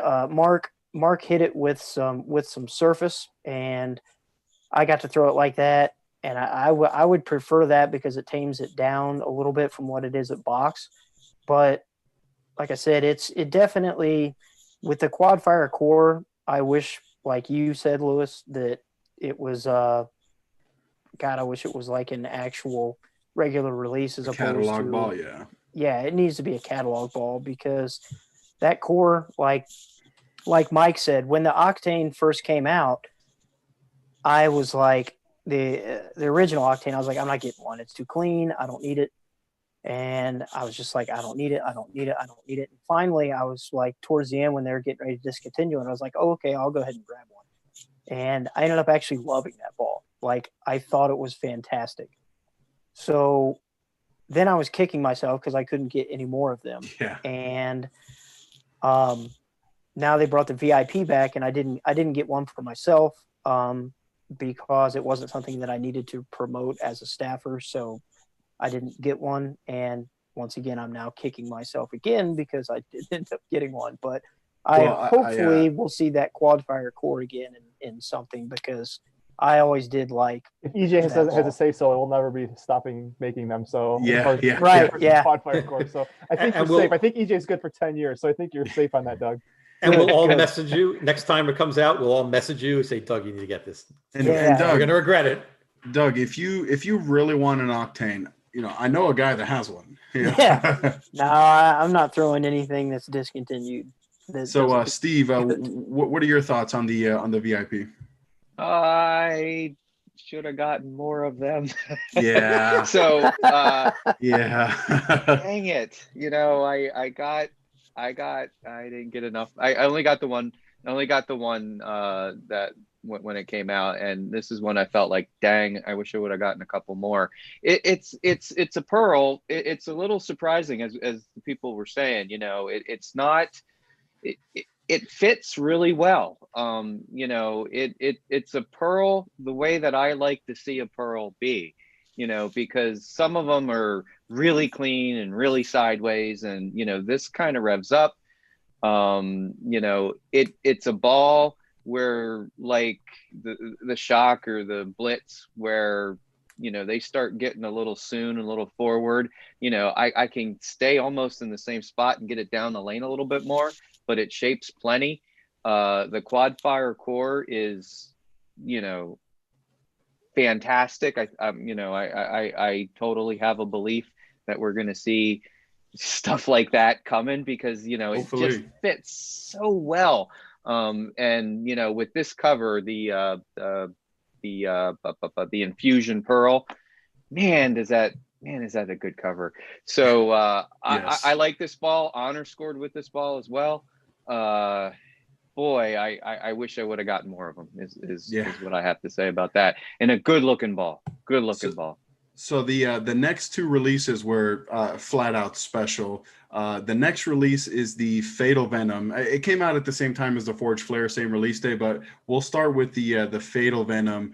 And Mike actually has to go here after this Fatal Venom, so we'll let him start. Mike, what did you think about the Fatal Venom? So to me, just so everyone knows, this was my favorite release of the year, by far. I should say by far, but it stood out right away after, honestly, a couple outings that it was my favorite release so far. The Venom Shock is definitely not only my favorite Motiv ball, just my favorite ball that I've ever thrown.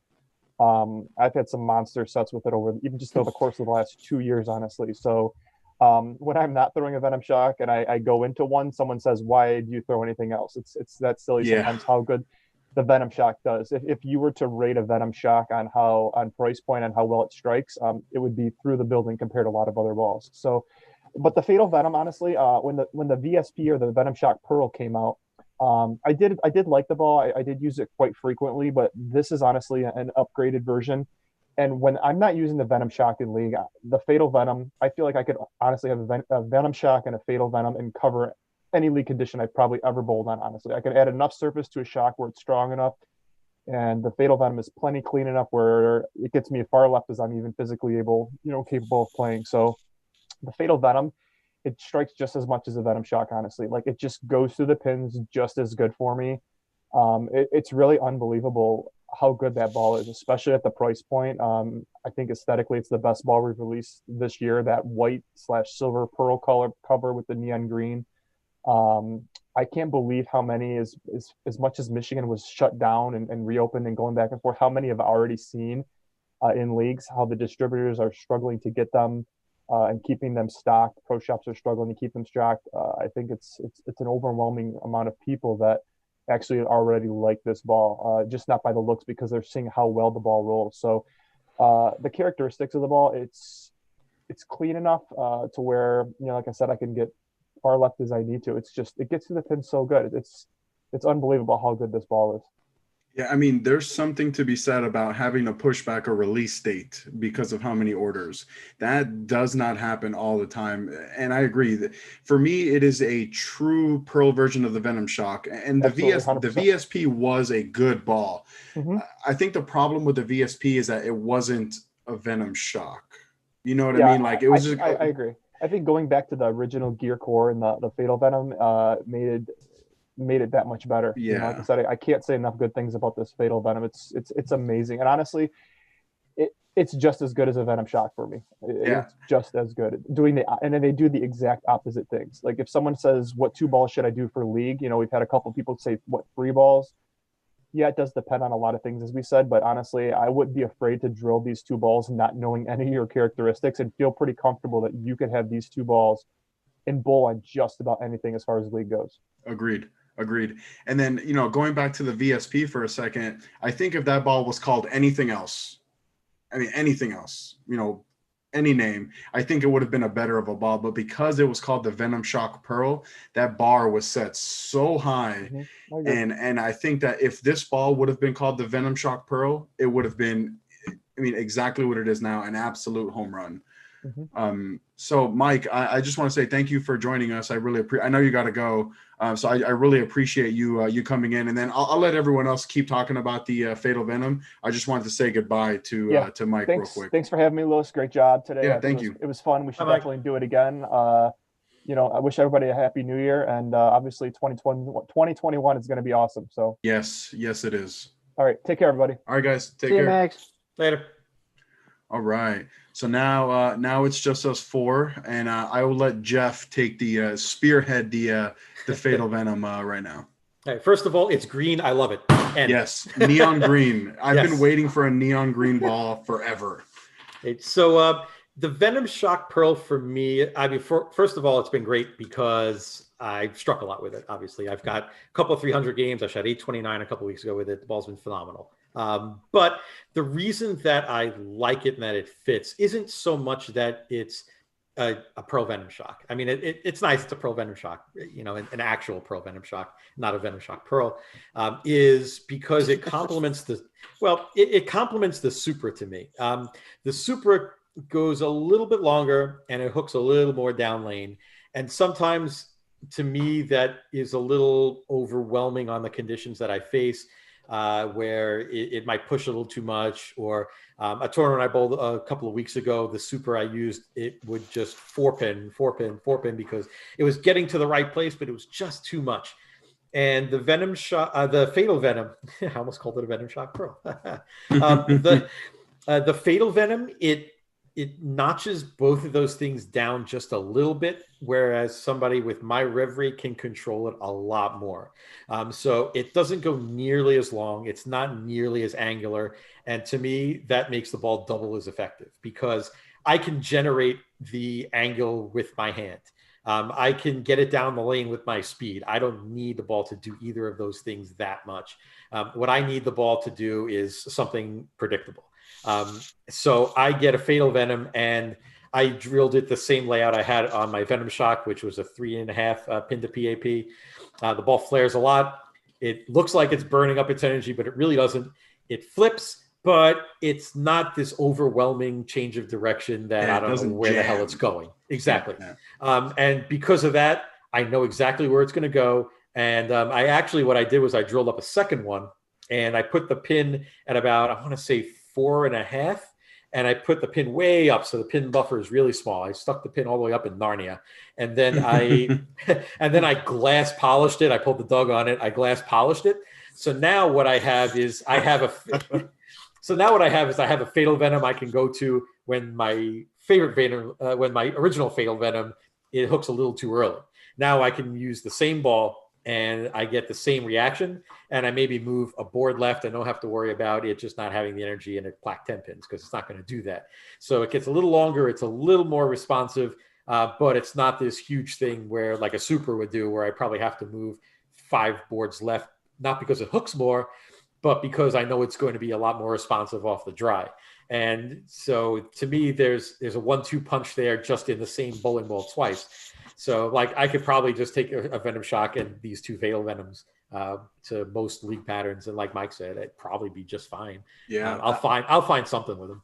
I have become a really big fan of these lower RG Pearl bowling balls. Like these low RG Pearls are so good. And it's kind of like what you said. It looks like it's using up all its energy going down the lane, but it's not. And then it gets to the back part of the lane, encounters friction, and it just goes. But it doesn't jam. It's very round for a Pearl, but significantly more angular than even just a Venom Shock. It's a really good thing that we have here with this Fatal Venom. Doug, I'll let you go next with the Fatal Venom. Well, the first game that I threw with the Fatal Venom at Norwood Bowl was a 300, so I was instantly a fan. It was kind of good. I haven't had a chance to bowl on anything hard in forever because of the pandemic and everything. It's pretty much league or nothing right now. And with just real life, I haven't had weekends free to bowl any tournaments, but it's so good on house. I would argue it's the best house ball that we have, like original Venom Shock and the Fatal. I mean, like Jeff said, you could grab those 2 in a spare ball if you use a spare ball, and you would have no problem bowling on any house shot pretty much anywhere. I can't see, unless you have something crazy going on with the machine, you could make an OG Shock and a Fatal just work.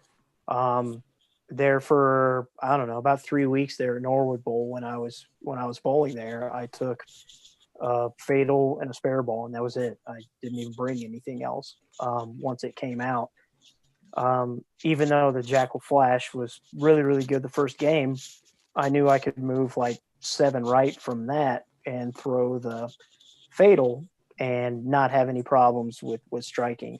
And that's one of the things that our R&D and the testing that Brett Spangler and the others put in that I think kind of flies under the radar for people who don't throw Motive is the synergy from ball to ball in our ball charts from top to bottom and left to right.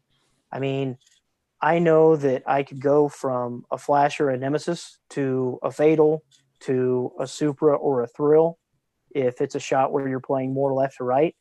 And I know exactly where I'm going to move. I know exactly what the ball's going to do, within, a board or two. I mean, it's not an exact science, but you know what you're getting with these balls. And especially with transition, I've never bowled with a company that I know not only what each ball is going to do, but what each ball is going to do comparative to the ball above it, below it, left to it, or right to it. Like I can be like, okay, if the Fatal was starting to dig a little bit too much and I just wasn't getting it to go through the pins right, because Norwood Bowl transitions like crazy. I mean, it's so fast and insane that like your first move is pretty much like 7 left. Like it's gone.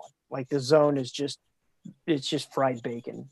And when I know that pretty much once the Fatal, if it gets too dry for that, I can pretty much move back like 3 right with a Thrill and continue where I was and have no problem with that. Same with going from like a Flash to a Fatal. Like you with that. And that's one of the really good things about Motive is the fact that when it comes to transitioning from ball to ball, you know what you're going to get and you know what reaction you're going to have. So it's the Fatals, like I said, it's been great, and it's so good playing left to right without giving you wet, dry unpredictability.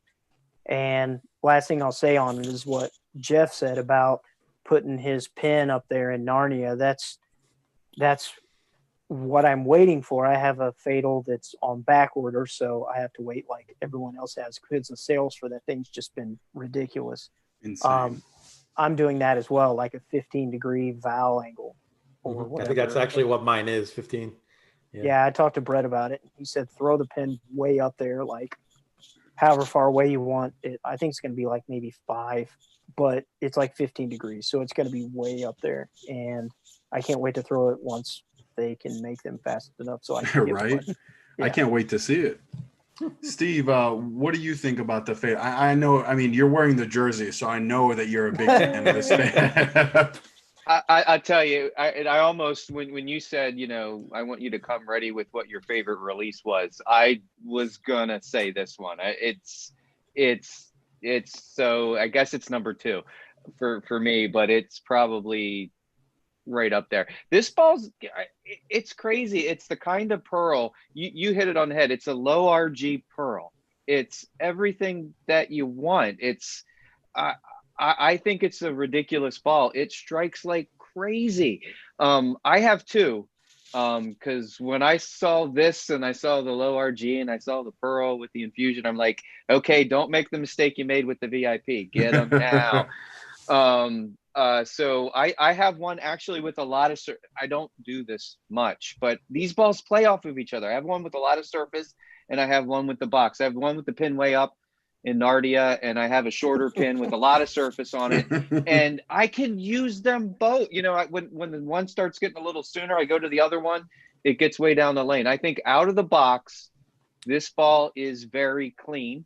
With the way that the cover is, the RG, the low RG helps that. Okay, so it's not this ball, the super clean that goes, all the way down, but it can be, with that cover stock on it.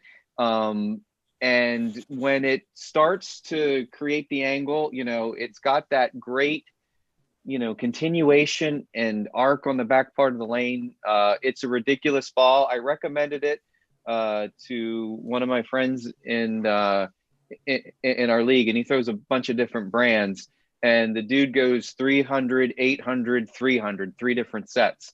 And he goes, wow, Steve, this ball is insane.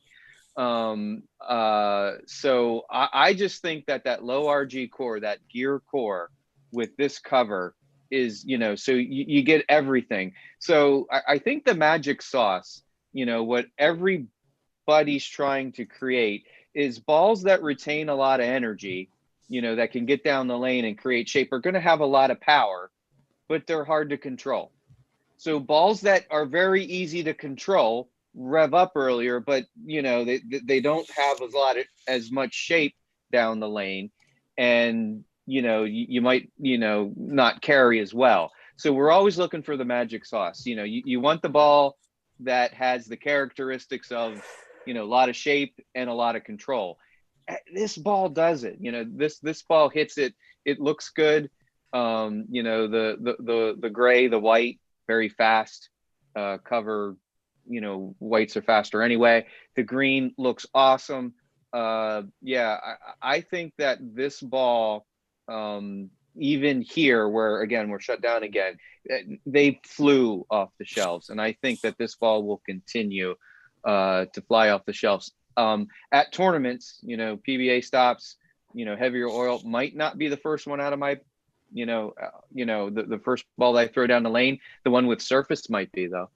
And that's why I say that's why this ball is a little special. I don't know if I do that with a lot of other releases, but you know, that low RG infusion pearl reactive, man, love it. So Agreed. I need to throw it more. I need to throw it more. So the last ball that came out this year alongside with this Fatal Venom was the Forged Flare. And in my opinion, so Brett, I don't know if you guys remember, but Brett told us that when he was telling us about the Forged Flare, he said it was the most unique solid that he had ever thrown. And he couldn't have been any more accurate in saying that. And I say this a lot. I know I sound like a broken record, but this Forged Flare is the earliest ball that I have ever thrown that still wants to produce shape down lane. Because what happens for me is, like, if I put too much surface on, say, an Alpha Jackal, for example, it wants to be really early and then just stop and roll forward.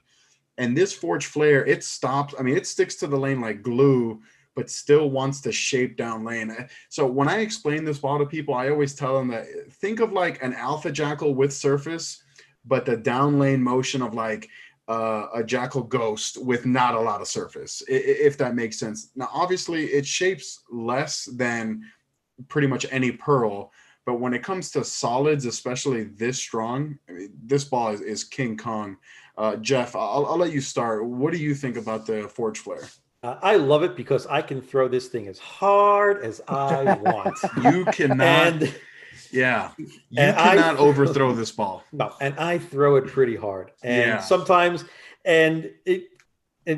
getting more serious, sometimes I struggle with how hard I throw the ball because I'll miss the break point or something bad, 2-8-10 or something. And I don't see that with this ball. And it's interesting, though, what you said about how it doesn't lose shape. I threw this ball in a tournament about a month ago, I want to say it was, and there was a two-hander on my lane, and I was 5-6 boards left of the two-hander, which obviously is, I mean, that's just phenomenal. I mean, the worst, I mean, what do people complain about when they bowl with two-handers? Oh, they're using up my oil. As soon as I move left, I'm going to have to jump into where the guy was. But now, not only am I left of him, he's actually creating a bump for me. I'm the two-hander now. Who's the two-hander now? But that's great. Plus, then when he moves left, he's going to have to get into where I was with the Forged Flare. It's been great. I can just wheel it right, and it hooks from everywhere. And I drilled a second one, and the second one was actually the more interesting of the two. The first one I drilled, I threw the solid forge a lot and loved it. I had 3 of them. And the forge fire I threw, and I didn't like it as much. For me, I found the forge fire was really good for people who threw it straight and really good for people who want to just boom the lane. And I kind of fit right in the middle of that. So I couldn't fit it into a niche. This ball, though, is so much more like the original forge, just with earlier and more hook, that it's been great. So the first one I drilled was, I want to say, a 4.25 inch pin. The pin was up here somewhere. I can't remember. And it's the same drilling that I put in that ball. I put in the Forged Flare, and it flared a lot. obviously because of the name. But Yeah. I wanted something that I could use when maybe the heads were a little drier. I still wanted to get left of people, but I didn't want to use a pearl or something shiny. So I took another forge flare and I put the pin over my bridge, which is about 4.5 for me. And I didn't shine it up and I didn't put it on the spinner. What we did was we took it and we put it on the resurfacing machine, the thing with the Haas? 3 things. Yeah, it was a Haas machine. It wasn't Haas though, but yeah, that thing. And we put it with 3,000 pads. And it came off of it with this bright sheen. It wasn't shiny. It wasn't dull. I can't even describe it. And that ball was like the most strongest, not shiny solid, but not dull solid I've ever thrown. Now it hooks probably about 4 boards or so less than my first one did, and it doesn't hook as early, but it comes off the dry so much harder. So now I've got that same ball in a little faster shape and shell, but it's not like a Forge Fire where I'm sometimes struggling to get it to hook. This thing is, the 2 of them for higher end conditions have been great for me. They've been so good that I don't even really use Jackals anymore. I pretty much go with these 2 Forge Flares. Yeah, the Forge Flare is easily the strongest ball we have right now. And then, so 2 things about the Forge Flare. So me, I am a larger person. I'm 6 feet tall and I weigh about 250 pounds. So my misses are typically fast. I usually miss fast. And like Jeff said, you cannot overthrow this Forge Flare. When I first drilled it, not the very first time, because out of the box the ball is charcoal. That 2000 looks like 360. It's but the second time I threw it in league, I bowl a 4-game league, and I had 760 the first 3 with this ball, all with the Forge Flare. And game 4, I shot 210 or something, and I left 4 9-pins where the Forge Flare was running over the 8-pin, sliding in the left gutter. To me, that doesn't make sense. A ball that strong shouldn't be running over an 8-pin in a game 4 with 7 other people on the pair.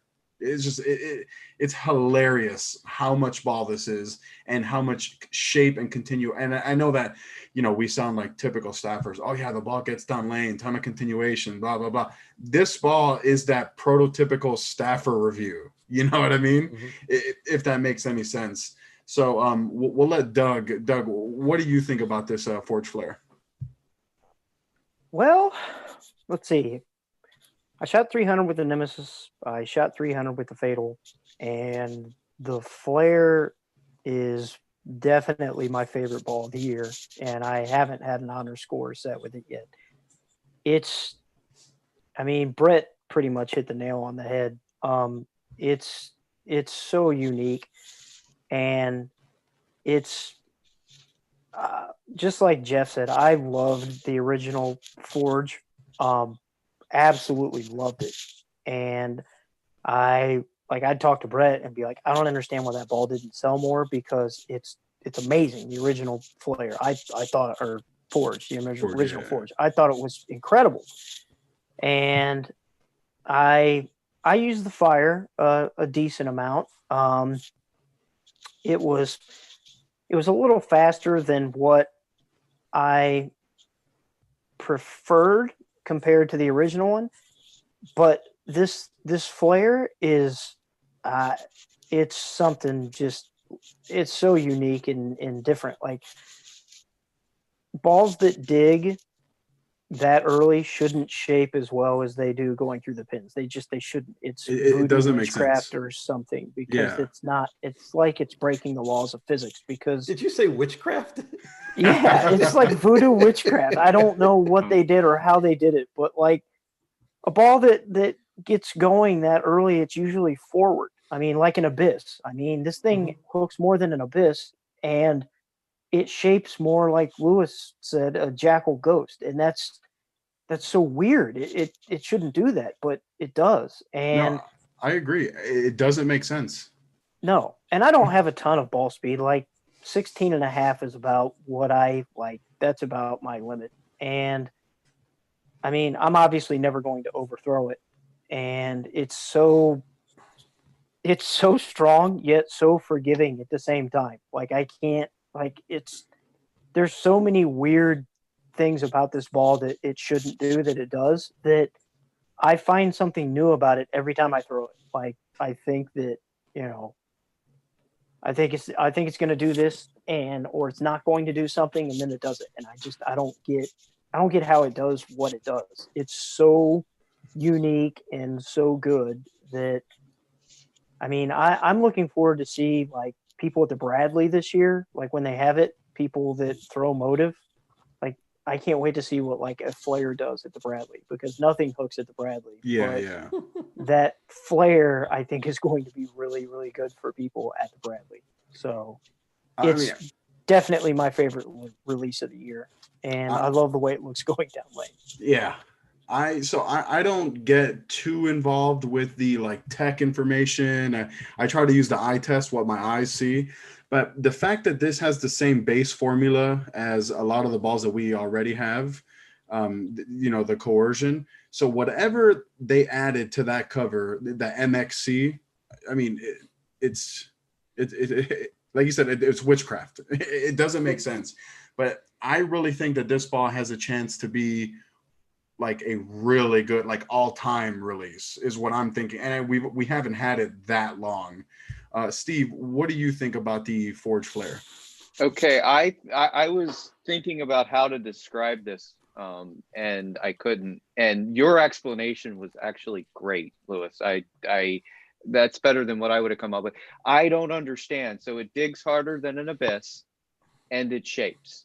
Yeah. So obviously it's magic. That's what they had to have done with this ball.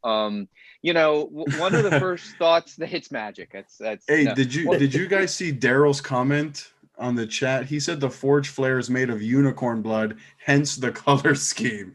That, I mean, that's probably why it hooks that much. They should have just called it the Harry Potter ball. Is what they should have called There it. it is. It's magical. It's magical. Cadabra. Yeah, I just, you know, we have the low RG. We talked about how, you know, I kind of, with the way that I throw the ball, my rev rate, the way I come around it and all that kind of good stuff, balls that pick up a little earlier help me out. You know, those are the types of shapes that I'm looking for. I've never had a ball dig like this and then shape down the lane.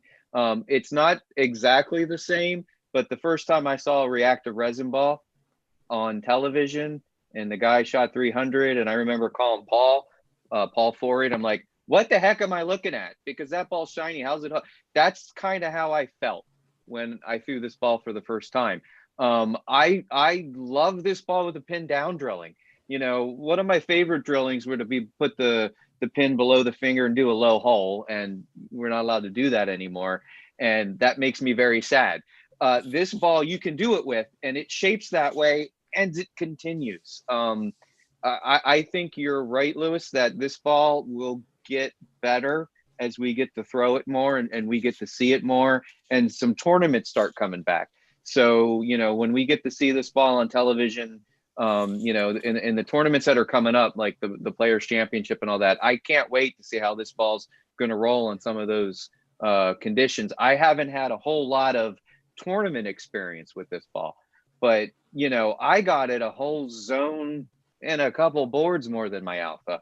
It is a lot of ball, but it shapes a little bit. It continues like nobody's business. And you know, when you're on an over under, if you get it out into the dry, because it's so strong, it's not sideways. There's no such thing as over under with the Forge Flare. Yeah, it really is. Now, the other thing that I'd like to say is this cover. As with all covers, you know, I'm a stickler with the cover. I'm always making sure that they're clean and they're where I want them and they're duller or shinier. Man, this one lasted a long time before I had to touch it, and it does not lane lot. shine. It felt like 30, 40. I mean, usually I'm like 5, 16. Okay, let's tweak it a little bit here and let's do. You know, I'm the tinkerer kind of person. That I left alone for a really, really long time. And I thought, oh, well, it's starting to shape just a little bit differently. So I took it back. And like you said, it looked like I actually had a 500 pad that was a little older. and it was right back to where it was. You Yep. know what I mean? And so I think this ball for me is a little bit more, to be determined. I think if we talk next year, I might say, I don't care. It was a 2020 release. It's my favorite. It might be one of those. I'm excited, I with this technology, this particular year, when this technology came out, what are they going to do now? I can't even begin to imagine, the where we're going to go from here. When we look at our ball chart, like I said, I feel like it's a zone stronger than the alpha. And, so now I'm in a territory above the alpha. Is that even possible? And so, we know that the R&D folks there are, that's what these guys do. They live it, they breathe it, they love it, they test it. And then we talked about Brett testing, then he gets the other tour guys to test it.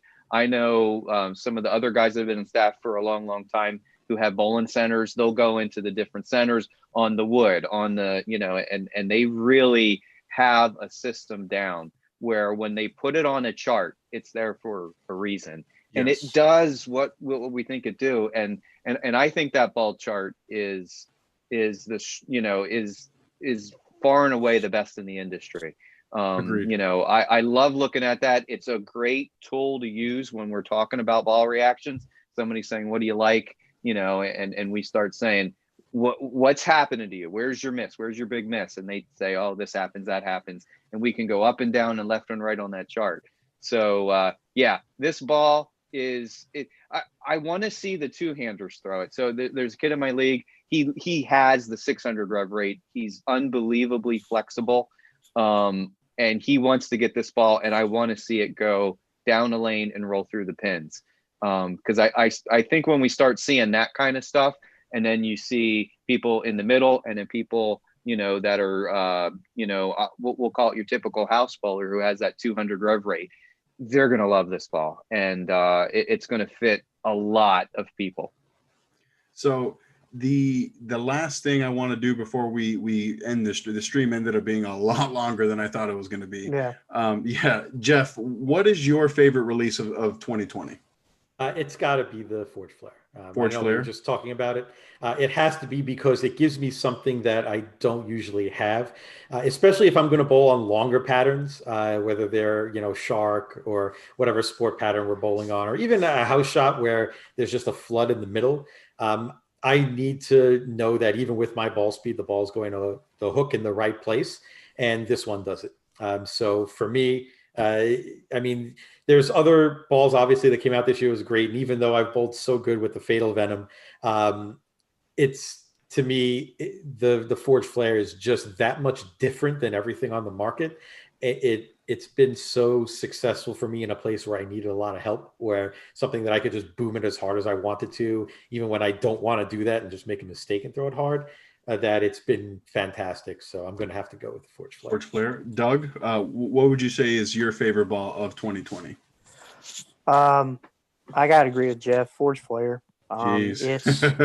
It's now that it's gotten cooler to where, like I said, I don't know if they're putting out more volume, just the viscosity or whatever, but I can throw that in all three houses that I have been bowling in without any problem. And it's just really good. And fun fact about that, when I was so hyped to see that ball come out, when the PBA League came on with, Dick Allen was on the team, yes. AJ Johnson, Maria. Everyone was throwing it. They were throwing it, and I counted it, and I went back and looked, and I might be wrong on the number because it's been months since it happened, but the very first shot that Dick Allen threw, he left a 10-pin with it. And then after that, I believe it was either 15 or 16 in a row. I did see that you tweeted about that.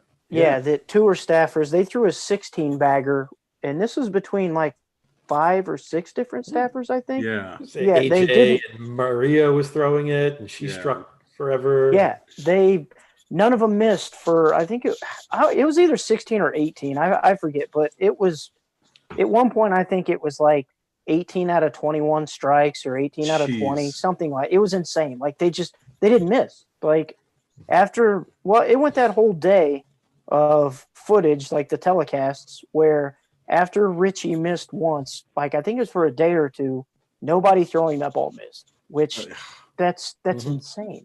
Steve, what would you say was your favorite release of 2020? Was it? Yeah, no, it was the Alpha Jackal. That's from experience. That's from what I used it on the lane, and Yeah, of course, of course. That was the ball for me this year. I feel like the Forge Flare, and I also feel like the Fatal Venom is, I think these balls, as I use them in tournaments, yeah, they're going to be there. But I have to go with what I did. Of course. I knocked a lot of sticks down with the Alpha Jackal, and I probably will again next year. We talk about nationals next year. I'm sure that ball, I guess I shouldn't say that, but I'm pretty sure that'll be one that makes the flight out there. And will be in my hands. For me, my favorite ball this year was because of that. I knocked down a lot of sticks with it, and it was the Desert Tank. And to be honest, if the Forge Flare had come out 3 or 4 months ago and I had more time to throw it, it probably will be number one. I bowl with Andrew Graff a lot, and he says that my favorite ball should be the Forge Flare and not the Desert Tank. But I really like balls that I can throw them hard and straight and know exactly what they're going to do every single. Like, I need balls that I know what they're going to do every single time. So F0FF, what? Yeah, yeah. What? No, we don't talk about that. That's a different person. So good. Yeah. I agree. So best troll job ever of all time. Yeah, I remember when that happened. The internet blew up, and I just texted him saying, "What did you do?" So brilliant. So guys, I before we wrap it up here, I just want to say thank you guys so much for joining me. I really hope that anyone watching this video really learned that, not all of us are going to love every single bowling ball. I think that we did a very good job at being very candid and talking about these bowling balls, because a lot of times you hear staffers, every ball is the greatest thing since sliced bread, and we just know that's not always the case. So I really appreciate the honesty that we all gave in talking about these bowling balls. So I just want to say thank you, and if you guys remember, subscribe to these guys' channels. Jeff Parashad has a really good channel. Banner Knowledge Bowling is a really good channel. Doug Anderson is really good channel. Yeah, for me it's Jeff, Steve, and then in this corner here is Doug. So I really appreciate it, guys. So we're gonna end the stream right now. Awesome. Thank you. So thank you guys. Thanks for having us. Appreciate it. This same time next year. Yeah. We'll see you guys in 365 everybody. days. All right. We're out. Bye. Have a good one. All right.